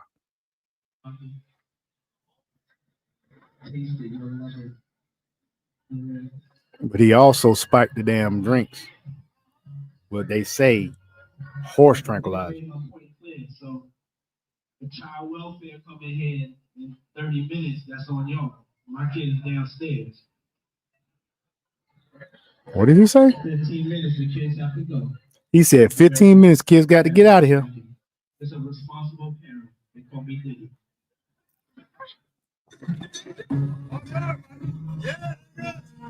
That's French Montana.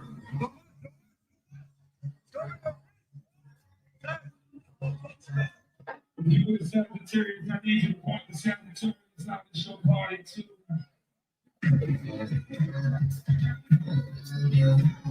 There go Jay-Z, Beyonce.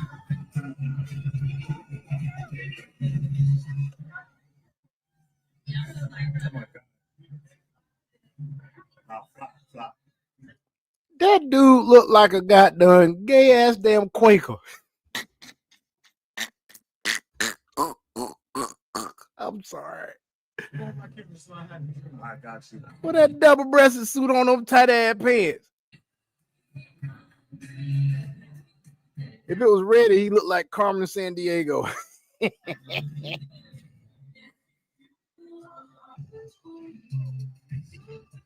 Who this dude is can't dance? Who is this dude can't dance right here?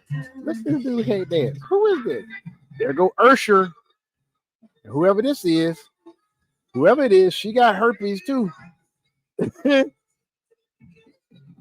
Ursher just passing that shit out.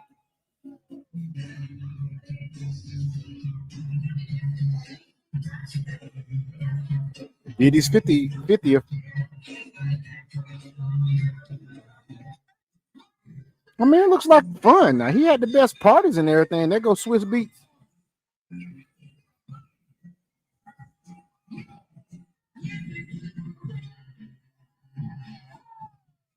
I wonder if Fat Man Scoop was there at the party.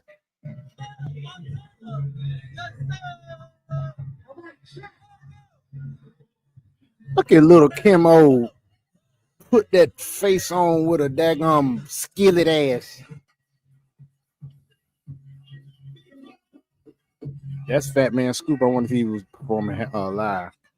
That's a big ass party. He was throwing them. That's not. I will give him props. Did he know how to throw a party now? I ain't talking about the after party. I'm talking about the party before the party.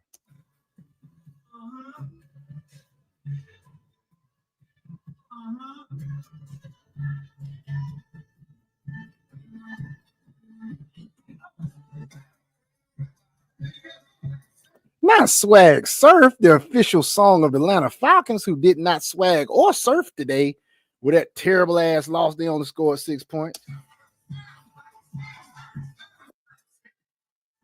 If it isn't the Dragon? Sir. Dragon, what's going on with you, man? What's going on with you, Dragon? We just sitting here, Oh, what happened? Huh? Yeah, Dragon. We just sitting here, man. Just we've talked about Trump shit. We've talked about this Diddy shit. We're showing Diddy party footage right now. That's what we're doing. Where the hell did Max go? Max just dipped out. I don't know where he's at.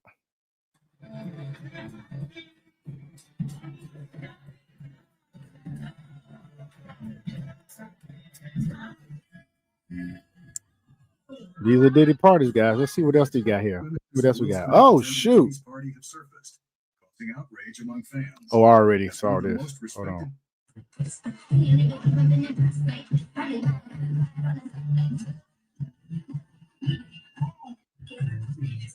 What the hell?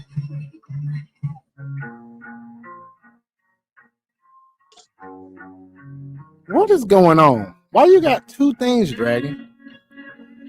You mean I got two things? Whoa. Yes. Hold on. You're on here twice. Look, Rick Ross about to kiss Diddy. Rick Ross about to kiss Diddy. Ain't no way. Ain't no way what? Hey, that bullshit. Ain't no fucking way. You mean Rick Ross kissing Diddy? Man, them cats is wild. Ain't no Yeah, they fucking wild as hell, man. They wild as hell, man. They like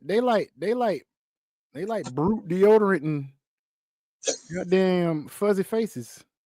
I don't like no fuzzy faces, bro. I like softness. I like women's. Right, and that Look at this shit, smooth dog. Look at this shit, complexion. dog. Look at this.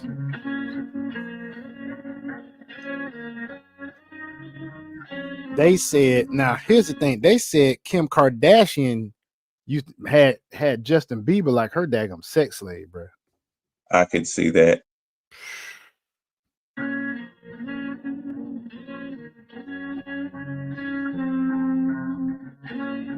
Nelly.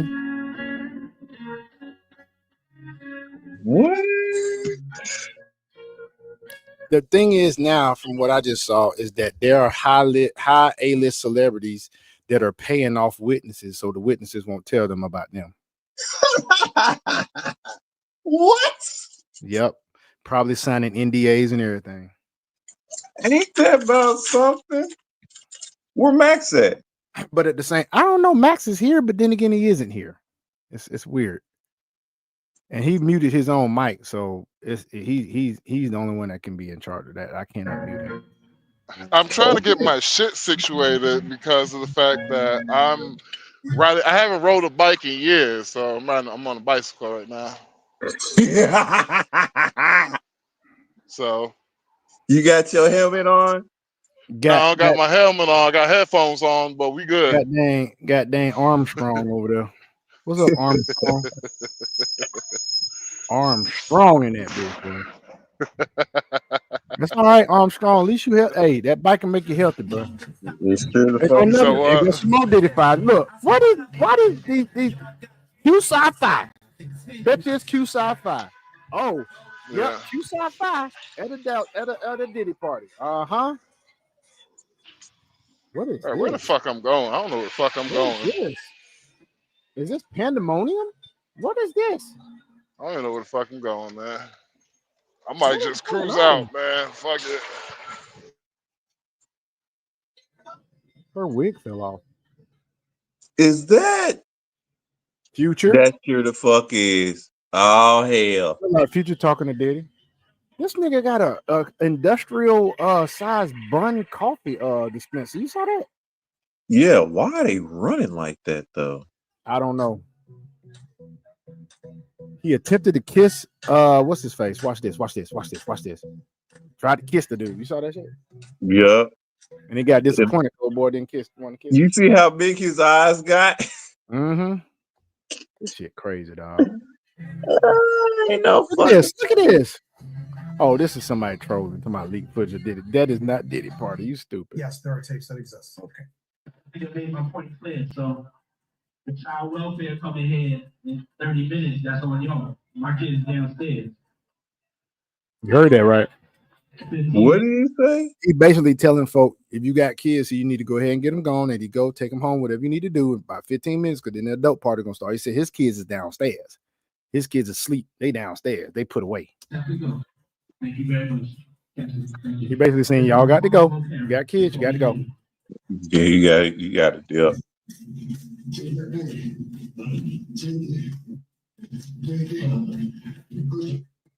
Now that sounds like freaking Ross. Y'all heard that? Yeah, dude. Listen. I don't have all the tapes. There's other people. Very much. Listen. It's a responsible parent. This sound like Ross, y'all.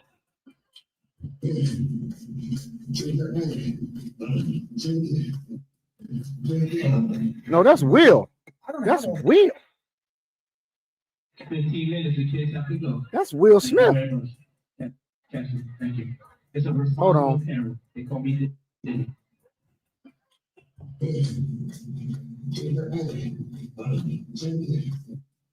Will Smith is beating this man down in the back door. No Diddy. Pause. There's other people that have the tapes.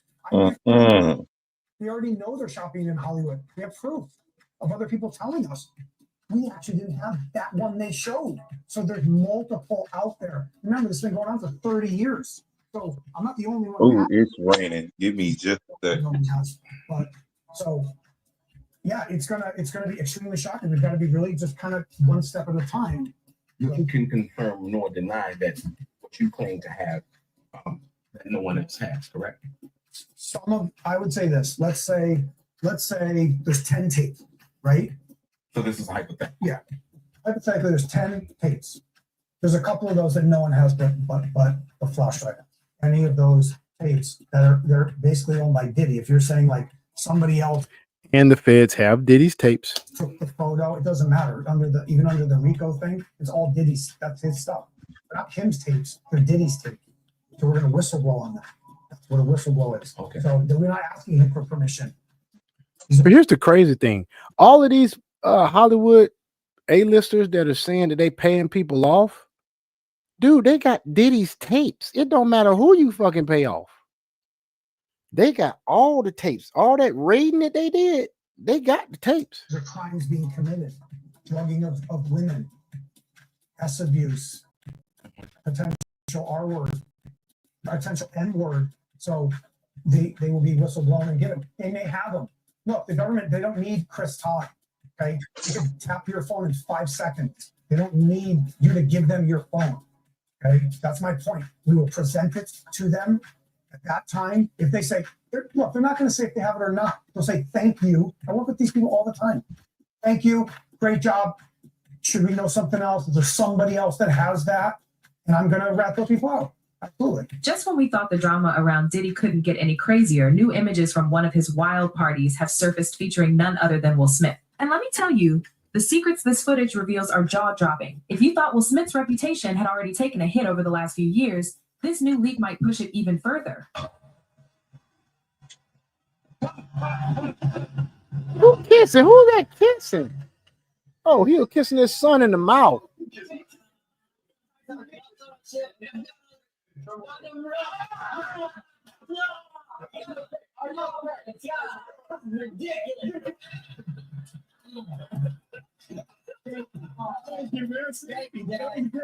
Ryan like kissed you and stuff. I saw you guys on Ellen, and you were like all the time. So even on set, he wasn't even trying to. No, said he wasn't trying to kiss me. Man, I got 2 sons. I don't kiss them.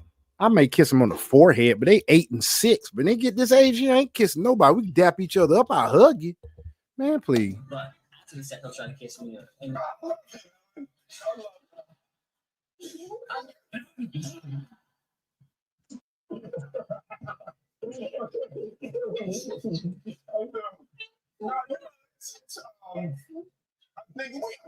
you have kids and you love them and you're proud of them, you just want to kiss them in the mouth sometimes. Hell no. We need Hell no. Yeah, ain't no way. Ain't no way. Ain't no way. Ain't no way, my boy. way. Ain't no way, my boy. Ain't no fucking way, my boy. Ain't no Nope. fucking way, my boy. Alcohols, right? Alcohols, right? Not just one alcohol. Alcohols, right? Just different blend. You need the ladies. You need the booze. You need some water for watering plants. No, I don't know if you guys have noticed this. Like a lot of ladies drink water at parties. They just, so you have if you don't have what they need, they're gonna leave. Right. Gotta keep them there. Right. You need locks on the doors. It isn't sounding kind of dangerous now. It's a little kinky, but yeah. Diddy's known for throwing over the top parties, but what's hidden behind the glamorous guest list and luxurious venues is something else entirely. And now, with this footage making its way out into the public, people are starting to see the other side of these. Unfortunately, that wasn't the worst of it. Sometime later, she tweeted, Your boy Diddy, wild boy. John Legend and Chrissy Teigen on Diddy's yacht. Seeing little girls do the split tap is just, I want to put myself in jail. And to be fair, she sounded like every other PDF file out there. There was also this tweet, "Aw man, I confused doubt with notes on a scandal man. I wanted to see grossness between a hot teacher and aw damn man."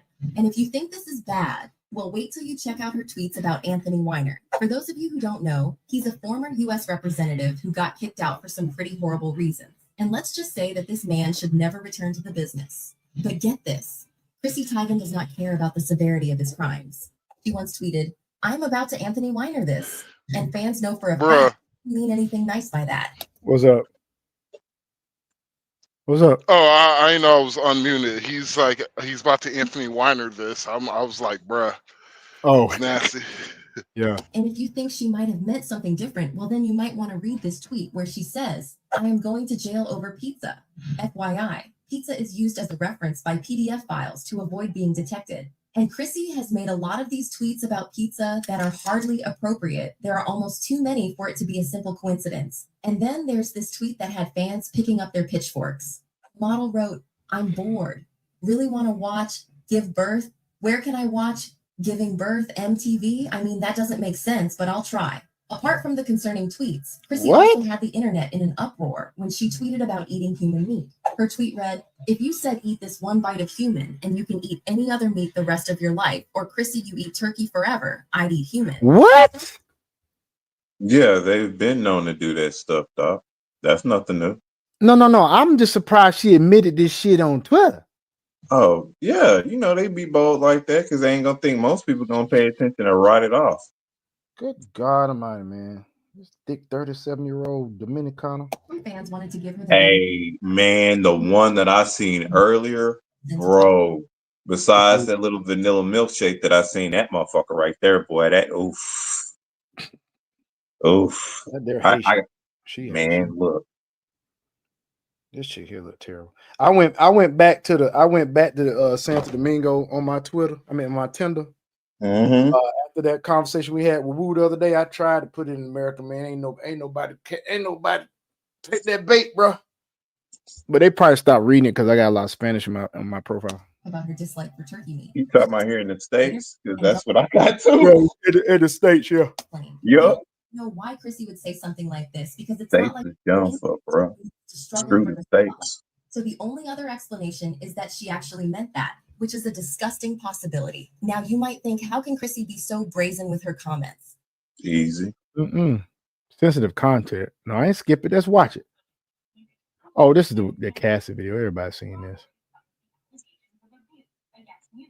Everybody's seen this. Hell yeah, he chased the ass down for real. Oh, is that the video of Diddy drug Cassie? Oh, I ain't seen the whole thing. He put on the ground, he kicked her in the head. He kicks her again. That's 3 times. He gets her and he drags her down the hall. Down goes Frazier. I'm joking. Wow. Says Cassie tries to escape freak-off party and Diddy chases her after her, beating her in the hotel hallway. Man, I seen the part of the video where he just chased her down the hall. I ain't seen her kick. He did a WWF goddamn kick to her head, bro. And then he dragging her down the hall. God, dog. Yeah, man. Yeah, he was dragging the shit out of Cassie, boy. I ain't gonna lie. Okay, here go the satanic rituals they were doing. Watch this. Here goes sensitive. Okay, here goes another. Watch anyway.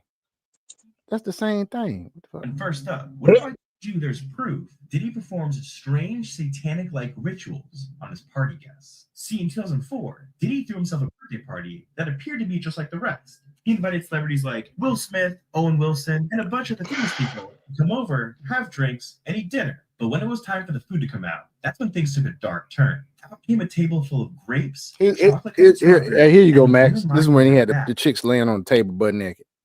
Fully nude. If that wasn't creepy enough, Diddy lit up multiple candles and had his guests worship the woman.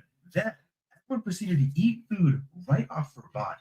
The creepiest part is, these photos were hidden for 20 years until someone dug these up. What other creepy photos and videos will come out soon? But anyways, it gets even creepier in our second honorable mention, because we got to talk about the time in 2017 when Diddy got a lot of alcohol and accidentally showed his true self. Just pay attention to how he makes an entire room of grown men terrified. I want you to take notes right now. Get your pen and pad now. This a whole lot of Diddy party. Look at Diddy. Yeah, Diddy was sitting back.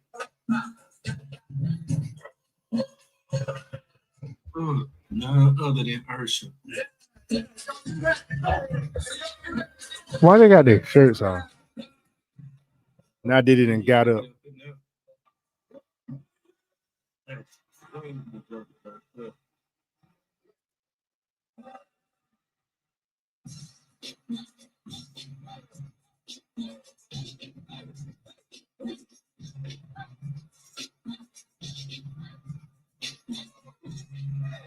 If the things and other things go right. It takes two to make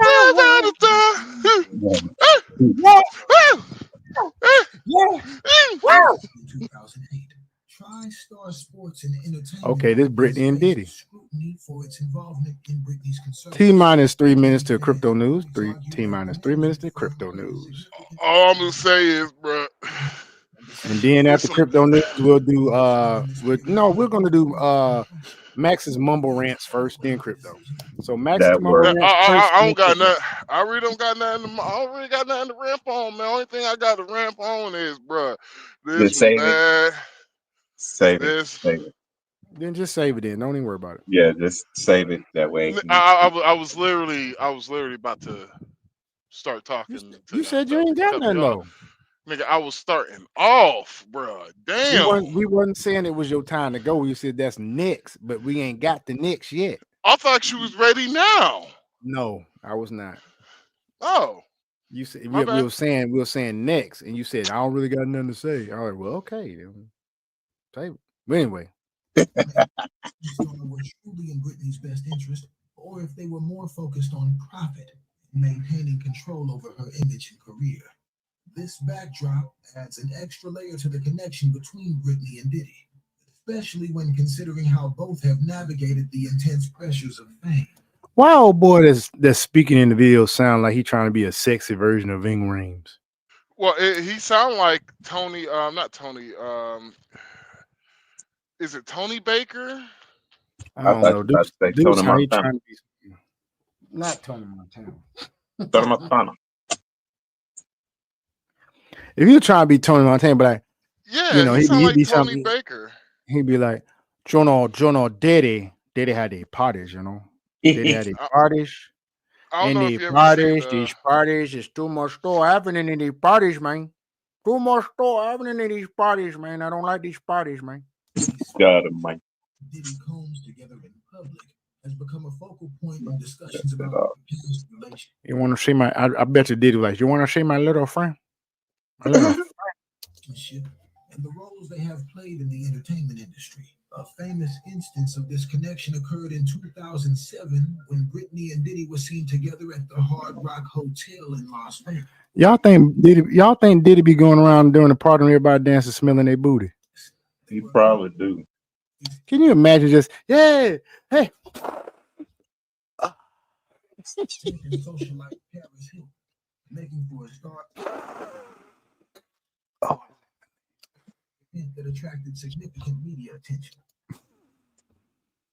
Sensational. In 2000,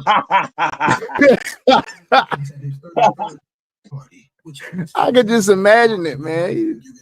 Toot booty sniffing ass nigga.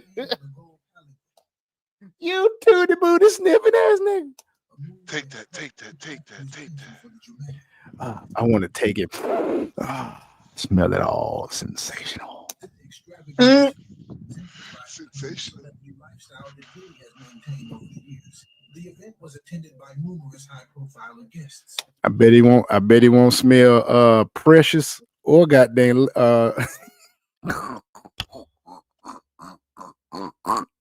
Meg the Stallion foot. I bet he won't smell precious booty or the other chick, goddamn Lizzo. I bet he won't take a sniff of that. I bet he won't. I bet he won't sniff Meg the Stallion foot, boy. You know it's a big ass feet, boy. Whenever she put that photo on the internet, her foot, I was like, boy, you know what, you need to take that bitch off, boy. I'll take Meg the Stallion from ankle up though. I'll take an ankle up though. Meg the Stallion foot, boy. Look, that's a fine bitch, that boy. Did you see it when she threw out that? Did you see it when she threw out that ball for the Rangers game? No, no, but I did see that big ass behemoth ass foot. I got you on that, man. I know you're a foot person, but I'm trying to tell you. That got Honda Civic 1999 model foot. Yeah, she got it. She got a foot the size of a coffin. Yeah, I know, but I'm just saying, ankle up though. That girl all natural too. Good God Almighty. But I bet you she got BV though. Whitney and Diddy's lives highlights the complexities of celebrity culture. Diddy trying to get it Bieber the way he was trying to get it Bieber was looking a little predatory. Here go Jaguar Right.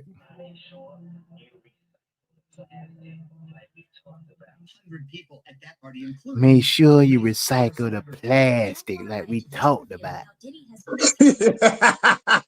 That's what he said. He throwing out codes to people. He probably had codes anyway. He already probably had contingency plans in place just in case. I need you to take those boxes out and throw them in the trash. He called them pizza boxes. He said, I need you to go by the house and take all the pizza boxes and throw them in the trash. First of all, Negro, after you eat the pizza, you supposed to throw it away. Why the hell you got pizza boxes still at your house, y'all? Remember the ones I've been saving up? Yes, all the pizza boxes. I'm like, bruh. I need you to take all the fruit roll-ups that's in the back cabinet. Take all them fruit roll-ups, and I want you to shove them up your ass and go across the border. I'm like, you telling me you could? I'm like, I was like, yo, you telling me you can't like figure out a better way to like be a little bit more coded? I was like, bro, they know like you just got the destroying evidence charge now. That's another charge, bro. I'm like, what the fuck you doing, dude? I'll tell you, right? He's stupid. I'm like, talk to your lawyer. Pretty much. Your lawyer should be the one talking to whoever. Stupid motherfucker. Read the message to your lawyer. I guess he don't want his lawyer to think he lying. You know what I'm saying? Keep that confidence between the two. But your lawyer knew good and damn well you guilty, bruh. They done probably seen all the damn tapes. She probably had him at the Diddy party with your ass. You know you're going down, right? Man, I seen you stick up that kid's booty in the first place, y'all. I'm just defending you because I need the money. Desires. And you are not going to believe what the new lawsuit is alleging about his creepy rules for kids. And I want to start with Tania Wallace, when she's been at a pre-talk and said she saw children, and it was hard for her to say it. Hey, in our group chat, can you send me the 3-Man Podcast YouTube link so that way I can send it to a friend of mine that wants to start watching us? Let me try. Thank you. Oh shit! What did I do? Eventually on Star Island at one of Diddy's parties. She says, among many other things, she goes into detail, which she says happened in 2018. I already did it, Dragon. Cool. Good job, man. Perfect. Appreciate you. A cluster of adults around. No, I appreciate you.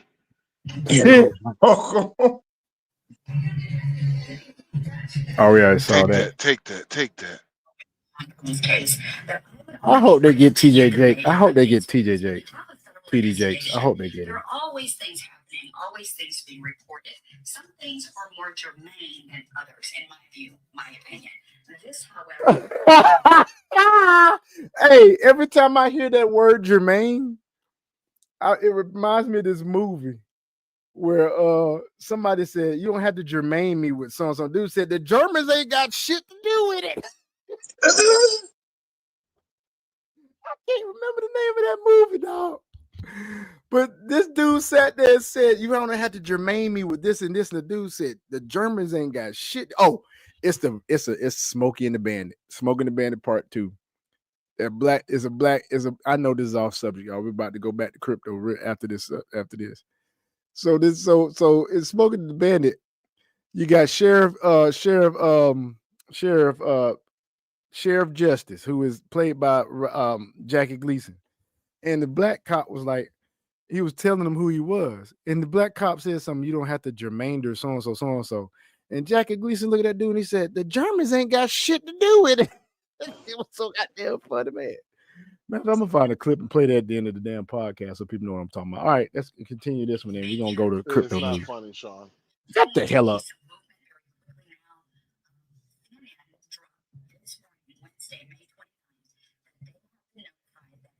Jury is being convened in the case, the federal sex trafficking case against Sean Combs. However, according to their sources, it's much bigger than sex trafficking. So several clips we're going to listen to together. I got notes in front of y'all because I want to make sure that when you come for this update that you get not just my opinion on the Bruh. anything I got some news for that ass. This morning on CNN, and then Well, save it. We about to go into crypto. As Oh, soon as this reel is good. over with, we're going to crypto. I'm gonna just tell you now. You better get some Tron. All right, got Tron. Good. Keep getting it, cause when I read you this shit, I told you, motherfucker.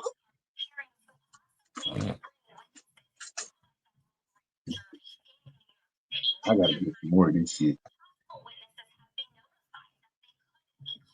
I don't know if I can get it on Upload.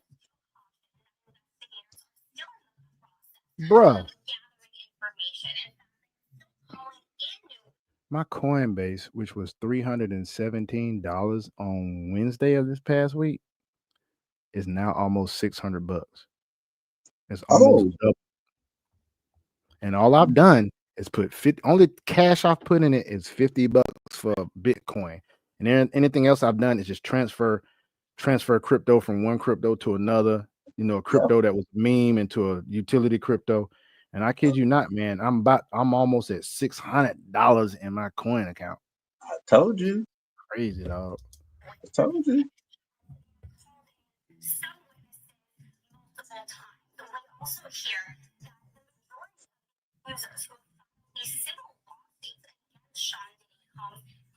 Bet my boy just gave us a like and subscribe as well.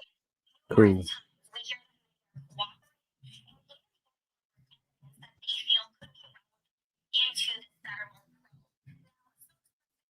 Yeah, that's my bro. He's the guy I'll be voice acting for here in a minute. Oh yeah. Yeah. He got some movies or some stuff coming out. No, he creates comic books and stuff. And like, remember when I had showed you that one 3D image that he made of me? I have to play voice role that character. Okay, that's cool. Yeah, I'm about to have fun with this. Because you know what I'm going to do with the royalties with that, right? Buy crypto. You know it.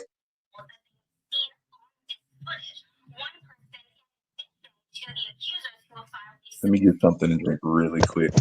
It's funny how that NFL player who he wanted to get paid in Bitcoin, and they made fun of him. He has a laugh now. You sure the fuck does. Yeah.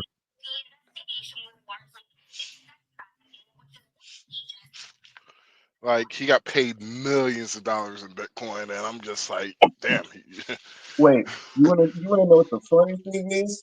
Now more people are wanting to get into it because it's been put up on the news. Now they're starting to want to jump in, and I'm like, hey, that's good and all, but y'all motherfuckers are buying up this shit right as the motherfuckers. Them rich motherfuckers selling off that shit. And y'all trying to buy up some stuff. Like, man, y'all should have been accumulating a while ago, but hey, y'all do what you do. It's like I got a couple of people that is just not trying to hear. I don't think crypto's this and that. And it's like, motherfucker, the U.S. Treasury is utilizing it. The world uses it, and you're gonna be the ass backward motherfucker at the end. I shoulda, coulda, woulda. I don't want to hear this shit. Shut the fuck up. Don't say a goddamn thing to me about it. I don't want to hear nothing. You got the floor, bro. All right. Well, I got some excellent news for everybody because the U.S. government is preparing to meet key crypto figures, as reports suggest. So the cryptocurrency sector is buzzing with the reports that Justin Sun, the founder of the Tron blockchain network, may soon meet with President-elected Donald Trump. According to an anonymous source, Sun could potentially take on the role of a Web3 advisor, indicating a closer collaboration between leading crypto figures and U.S. policymakers as the new administration sets its agenda. Speculation about a possible meeting with Sun has emerged alongside similar rumors involving Brad Garlinghouse, the CEO of Ripple.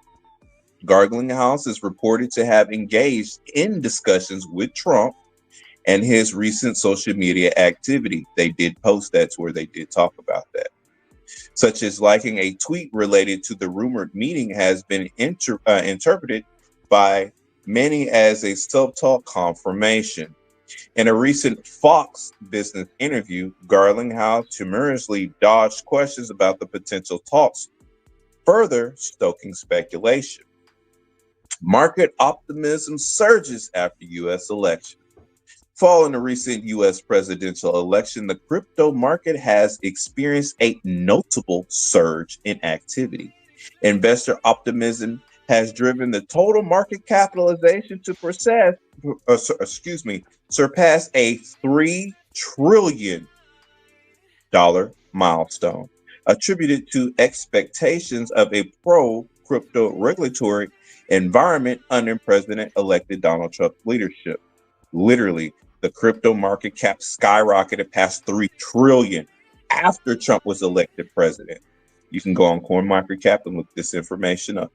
Also, Bitcoin has soared to a record high of 93K, while Ether has risen by 33%, reaching 3,400 per coin. Analysis believe that the involvement of advisors like Justin Sun could further amplify this positive momentum. That's the reason why he's ranked 10 in regards to the Tron/TRX network, and it's going to go up. Mark my words. The market rally reflects broader expectations of favorable policies that could boost innovation and attract investment within the crypto sector. The election of pro-crypto lawmakers and recent moves by financial institutions investing through crypto exchange trade funds have also contributed to the market's resurgence. Despite the widespread optimism, experts caution that balanced regulations are necessary to ensure sustainable growth and protect investors. So, potential transformation in U.S. crypto policy. Sun's involvement in Trump's advisory circle could position him as a significant figure in shaping the future of U.S. crypto industry. Known for his strategic vision and assertive business approach, Sun has established the Tron platform as a major player in the blockchain sector. And that's absolutely right, because how long have I been saying about getting TRX Tron? For over a year. His potential advisory role could offer valuable insight into the expanding Web3 landscape, particularly as the U.S. government evaluates regulatory frameworks for digital assets and decentralized technology. Also, to let you know, they're working on Web 4 and 5 right now as we speak to. That's on the back burner. Particularly as the U.S. government evaluates regulatory frameworks for digitized assets and decentralized technologies.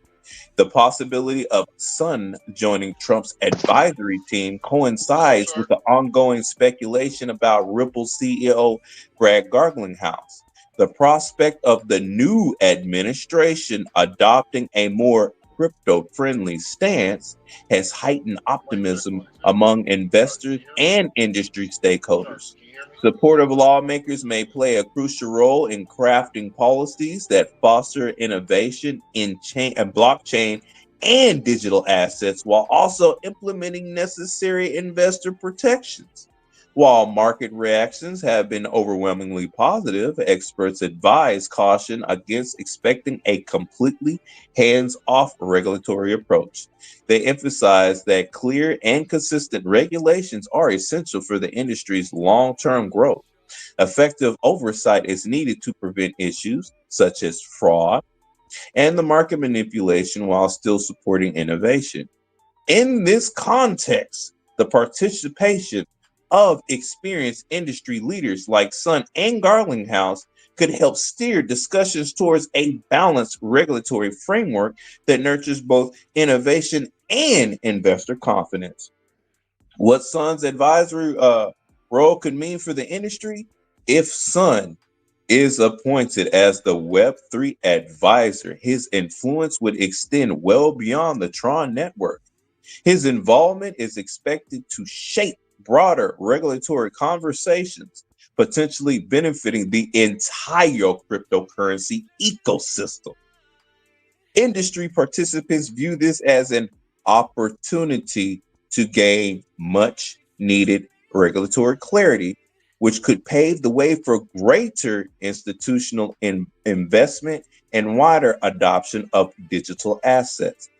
The potential advisory role of Justin Sun and Brad Garlinghouse suggests a shift towards deeper engagement between U.S. policymakers and leading figures in the crypto industry.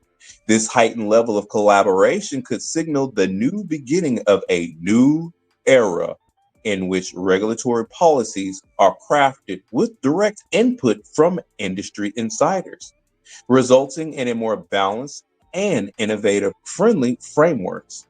As the market continues to react positively to these developments, the future of cryptocurrency in the United States appears poised for significant growth and transformation. So, with that being said, one of the things that I highly suggest individuals to get outside of my direct cabinet that I have, which of course those some of them have already gotten it. You better get you some Tron. Like, you better get it now, because if once he is appointed, not if, once he is appointed, think of how much Tron is going to spike. Same instance as seeing that the SEC lost against the Ripple case, and because that nitwit is stepping down on Monday as the chairman for the Security Exchange Commission, noticed that the markets also had went up. So there is potential on the rise for us right now and early 2025. As we're going into 2026, those individuals that have been accumulating up to this point and throughout the middle of 2025, like around May or June, you're going to see major capital gains.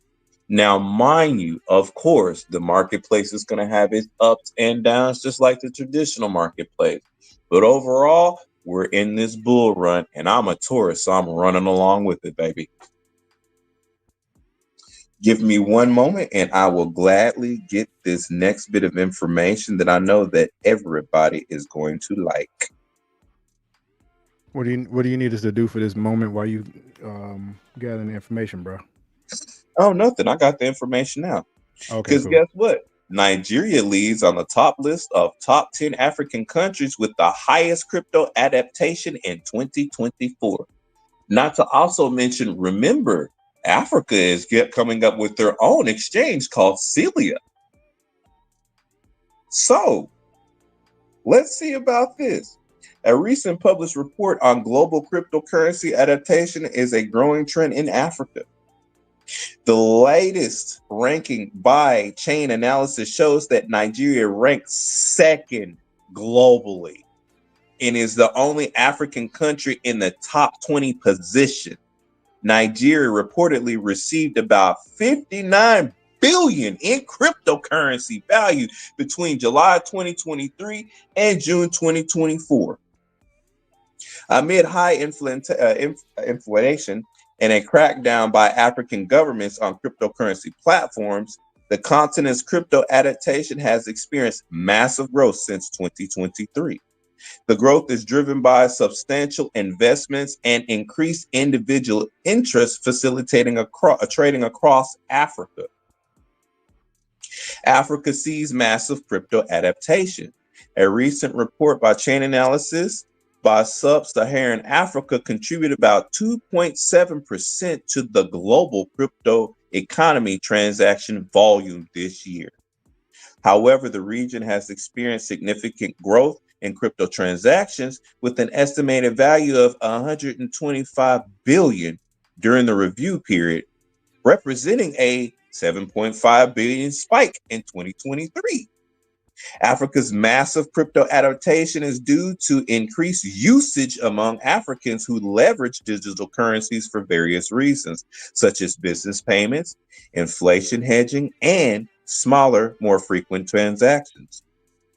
Nigeria processes a 59 billion crypto transaction, In Nigeria, about 33% of the population invest in cryptocurrency.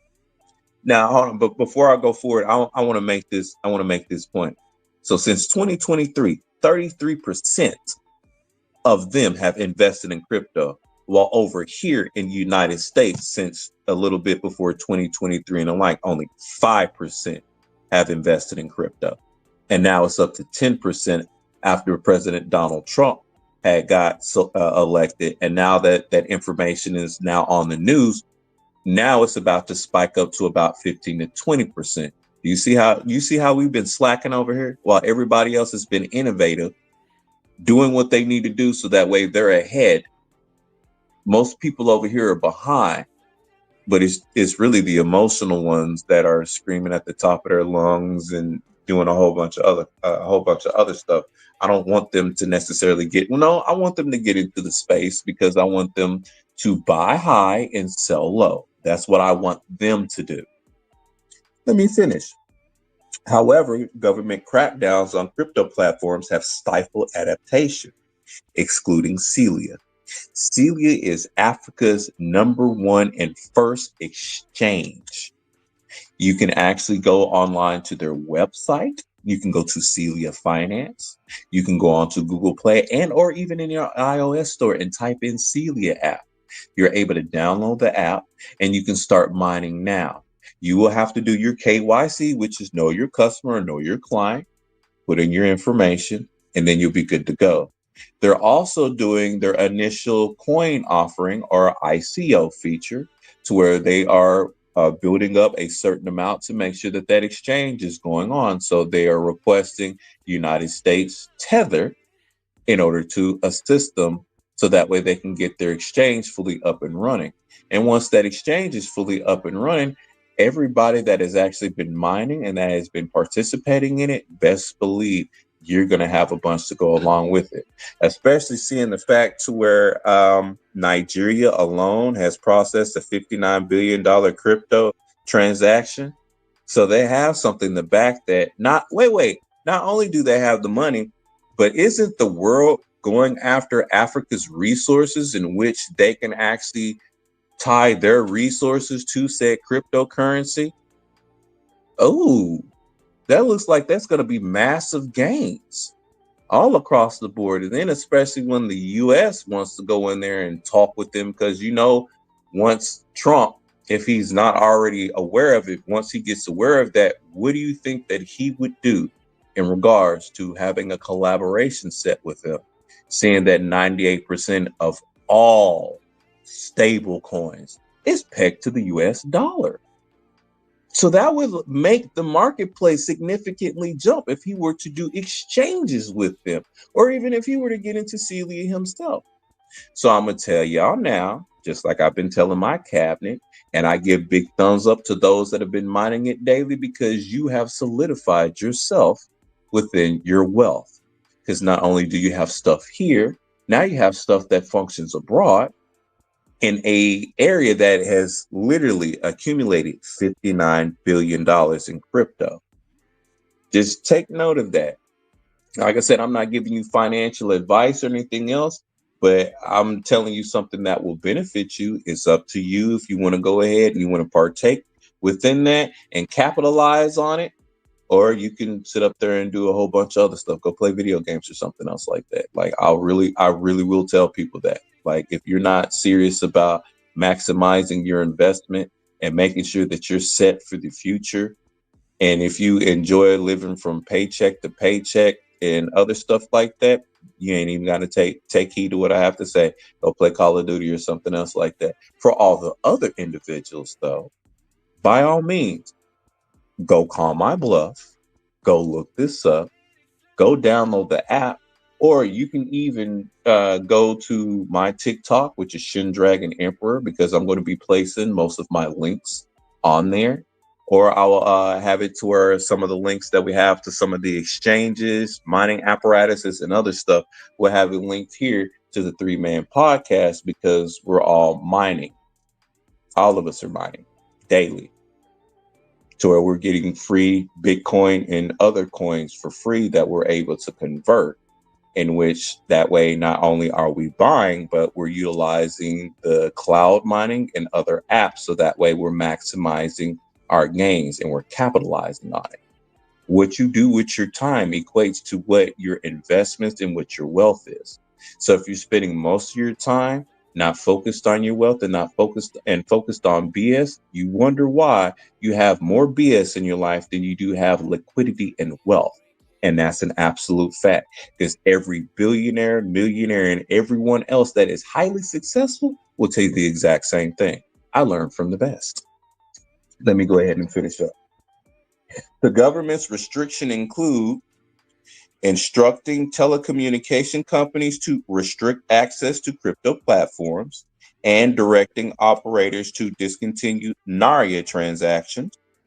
The development followed a global concern about crypto use, as many governments had taken a strong stance against cryptocurrencies and its imposed strict regulations.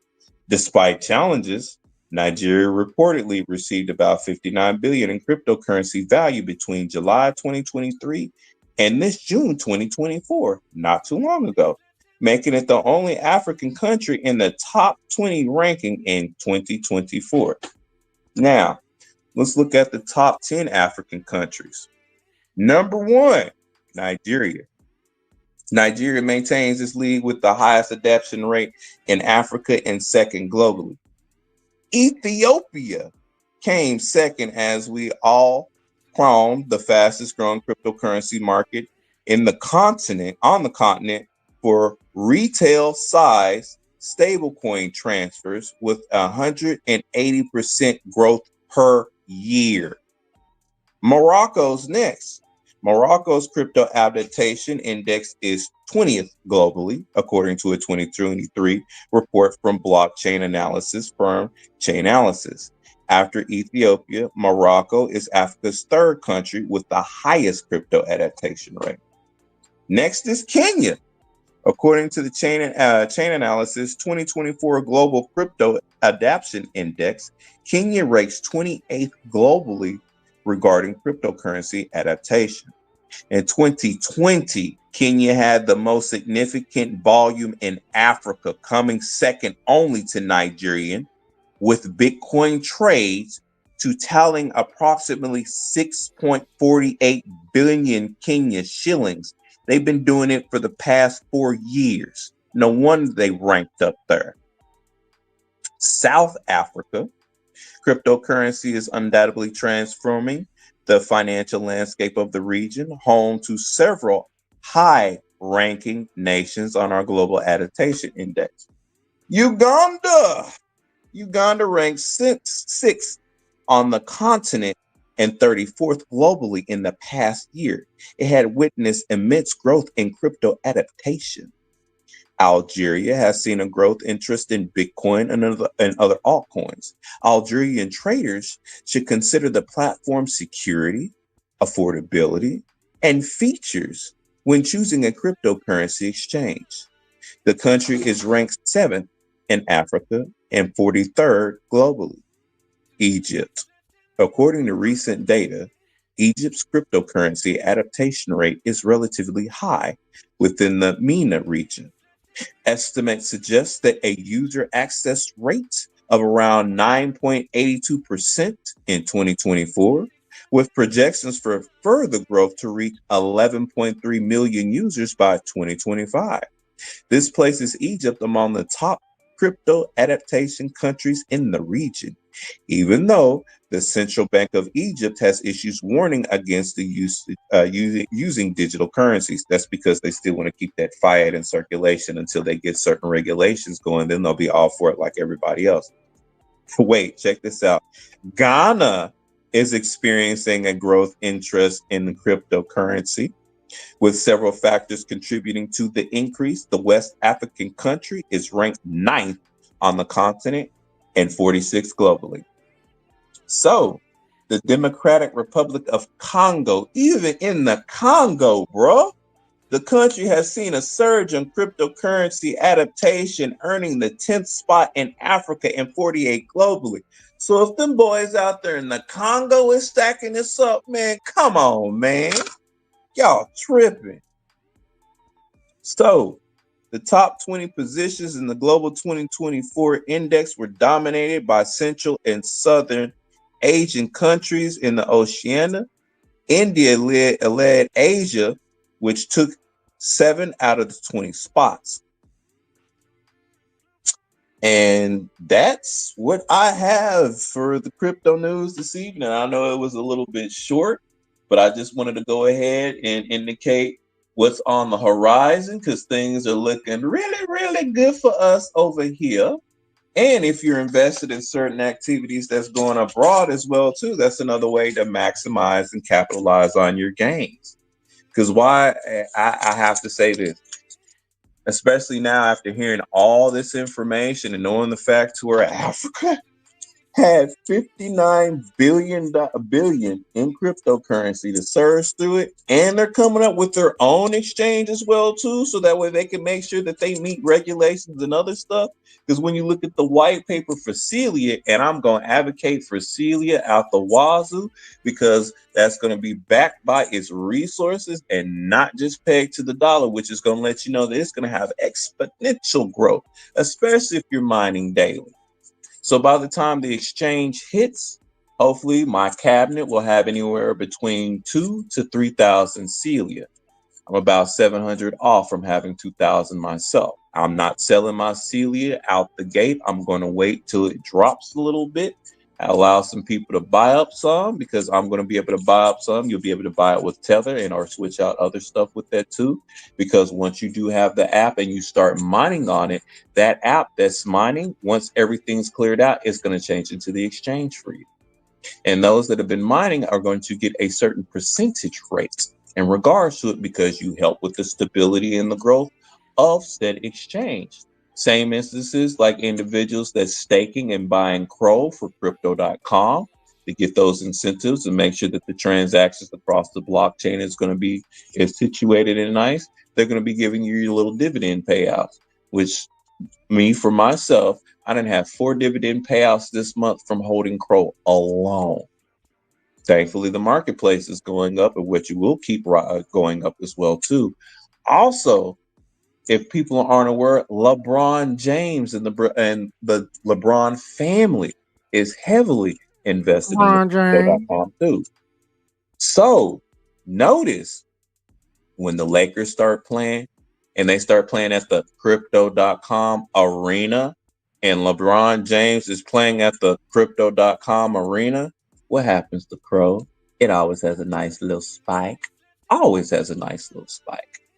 So, like I was saying earlier, what you do with your time equates to your wealth. So are you going to be wealthy? Are you going to be broke going into 2025? Are you going to be fussing and complaining about you shoulda, coulda, woulda, and ain't what you got? Are you going to be one of the ones saying, yes, I invested myself in this, even though I started off with a measly $50? That $50 then turned into about $700 to $800 real quick, like. Well, hey, Sean, are you there? Yeah, I'm here, man. Yeah, man, I'm so sorry, dude. I gotta go, bro. I have another stream I gotta be on. That's starting like right now. All right, do what you do, man. Yeah, we've been on for 3 hours, man. But Yeah, we about to go off anyway. We'll do what you do. question: what platform do you recommend to use Tron on, or to trade for Tron? Tron Link. Tron Link. Tron Link. I sent that in our group because when David was when King D was asking about it, I posted that Tron Link in there so that way you can use it. Also, the website that they have, I'll post that in there as well too, so that way you'll be able to buy into it. But it's like Tronado is what it is. Tronado.org. It's where you can also go in there and get some. I believe Uphold as well is another one that you're able to get some on as well too. What is going on? Somebody's car is going off. Sorry about that. But that's where. It's all good, man. Max, take it easy, bro. Be safe. Also, I appreciate you, man. really quick, Max, are you using that one app that I had provided for you, which is called Closhy? Closhy? Yeah. Because No, I'm remember not using that. dude, you need to use it because not only does it pay you in Shiba, you can convert your Shiba into Tron if you would like. So you've been slipping on your pipping. No, I'm not using every app you're sending me. No Why not? offense. No offense, dude. I don't have that much time in my day for every single. For most of the apps you send, I'm like, yeah, you know what? This app's good. This app's good. And this app's, you know what? This might take a lot. I might have to do a little bit too much for this. You know, I might not use this, but Let me break it. I use most of the apps. I use a good amount of apps to use, but I'm not using that one. Well, I will say this in regards to that app, you just press the button once every 24 hours and or collect the additional coins. And with all the apps that I provided, it's only going to take you anywhere between 15 and 20 minutes within your day to circle through all of them thoroughly. Yeah. Or you can just take 10 minutes and go through all of them. And then throughout the day, there's other stuff of which you can do. So if you were to utilize all the apps that I provided within a 10 to 15 minute time frame, you still got the rest of your day and your evening, but you capitalized on all of them, bro. That's what I've been stressing. Literally 10 to 15 minutes to go through the app to press a button, so that way your stuff is either mining for you for 12 or 24 hours. Mainly all the stuff of what I provided is a 24-hour time frame. So just a suggestion. I understand people got stuff of what they got to do, but 10 to 15 minutes to circle through all the apps and you're pretty much done for the day, unless you want to do the additional stuff that they Are you have talking on about you talking about Closhy? It's like CLOSHIA. No, CLOSHI. Oh yeah, I did. No, my bad. Yeah. So that app, I don't know why, but it would not let me use it on my Android. Huh? Yeah, that app would not let me. It would not. It would not let me use it on my Android. It would not let me work. You have an iPhone by chance? No, I have a Galaxy. Yeah, I have the Galaxy. I think I got a Galaxy Note 5, so it should try to re-download it again, bro. I'm gonna try to. I'm not. That's why he was just like, even when I was like closing, I'm like, nah, man, I can't use. I'm not using that app. And I was just like, wait 1 second. Oh yeah, that's the one that didn't work on my phone. Yeah, that was the one that didn't work. Okay, because that's the one that I use I with Shiba that I get, I transferred over in Tron, bro, to be honest with you. But I understand that. But yeah, for the rest of the apps, 10 to 15 minutes in your day, you're done. But you have a good night, man. Thank you for coming on to the stream today. We wish we could have heard your rants, but go do what you need to do, brother. No, I appreciate, man. We've been on for 3 hours, man. I appreciate it though, man, because I like with the whole crypto, oh, excuse me. Some of the things you have recommended with crypto has worked out pretty good, man. Thank you. But hey, man. But you guys have a great evening. All right. All right. You as well, But, bro. yeah, I'm literally on 2 streams right at the same time, man. I'm on 2 podcasts. All right, man. Y'all peace, man. All right, You man. too.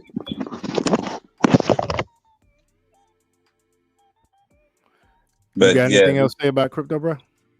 Nah, that's about it. Okay. That's what I have on. I have been on a long time, man. I swear, man. It's not late as it usually is, but boy, I ain't gonna tell you, my daggum stomach is tearing me up right now. But before we leave, man, this is how my stomach feel. I'm gonna show you how my stomach feel. We're gonna end on this right here. Where in the hell is this shit at? I just put this shit in here. Here we go. I put this shit in here. This here, guys. I'm stupid. Sometimes I don't be acting right. I can't help it. That's the way I was designed. And so, with that being said, we're gonna have a segment in this show where it's just gonna be some idiotic shit that go on, and this is how I choose to end this got done podcast right here for today. And here we go. Hold on. I got to change this. There we go. And here we go. Where's the dang? Here we go. What the hell is going on? Was 42 years of age. And he was a well-known Hold on. porn star in the Miami area. My bad. That's not what I was trying to do. That was definitely not what I was trying to do. Let me goddamn get back to this. Oh God. This is funny. This is some funny stuff, boy, right here. I got to do this because it's just so funny. What is going on? Oh. For some reason, I can't get this. I swear, sometimes I get on my nerves how you can't shape the screen how you want to. It really gets on my nerves, but it's all right. Working out with the stretch band. Oh.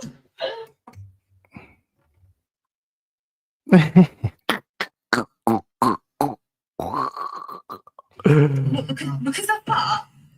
Because I fought. Yes, you're gonna have to get out. Why? I'll get out.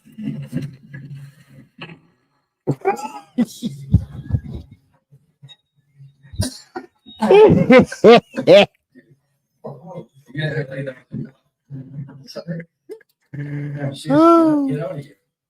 Christmas has been this wonder program. Oh. Hey, watch this one. Don't want to step on the hose here, sorry.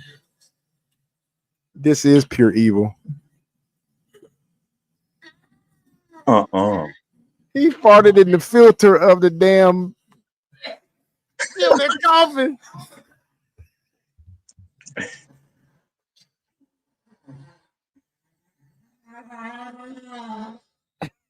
Working out with the stretch band. Oh.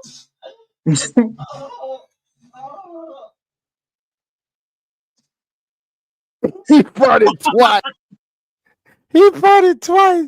But anyway, folks, hey, that was just something I wanted to just end on, man. Hey, man. Anyway, it's been nice of y'all joining us today. Oh, God. That's what I feel I got to go in the bathroom and do right now, y'all. So, hey, we'll holler at y'all 3-man podcast. You know, next time we're going to start with crypto news. And maybe tomorrow, maybe the next day, not sure. I got some audio mixing to do tomorrow.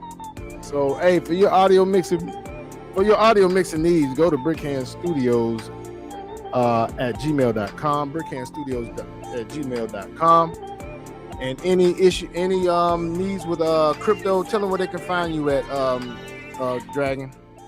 If you need crypto information, you can always go to my TikTok, which is Shin Dragon Emperor at TikTok. You can also I'll need to set up another account so that way they can actually meet up with me, because I'm thinking about making an Instagram crypto account. And so once I get that set up, then I can go ahead and promote that. But for right now, they can just meet up with me on TikTok. Okay, cool. All right, folks. So thank you so much for tuning in to the 3-man podcast, and we bid you arrivederci. Yeah, thank y'all so much for always tuning in. We appreciate y'all. Y'all have a good night.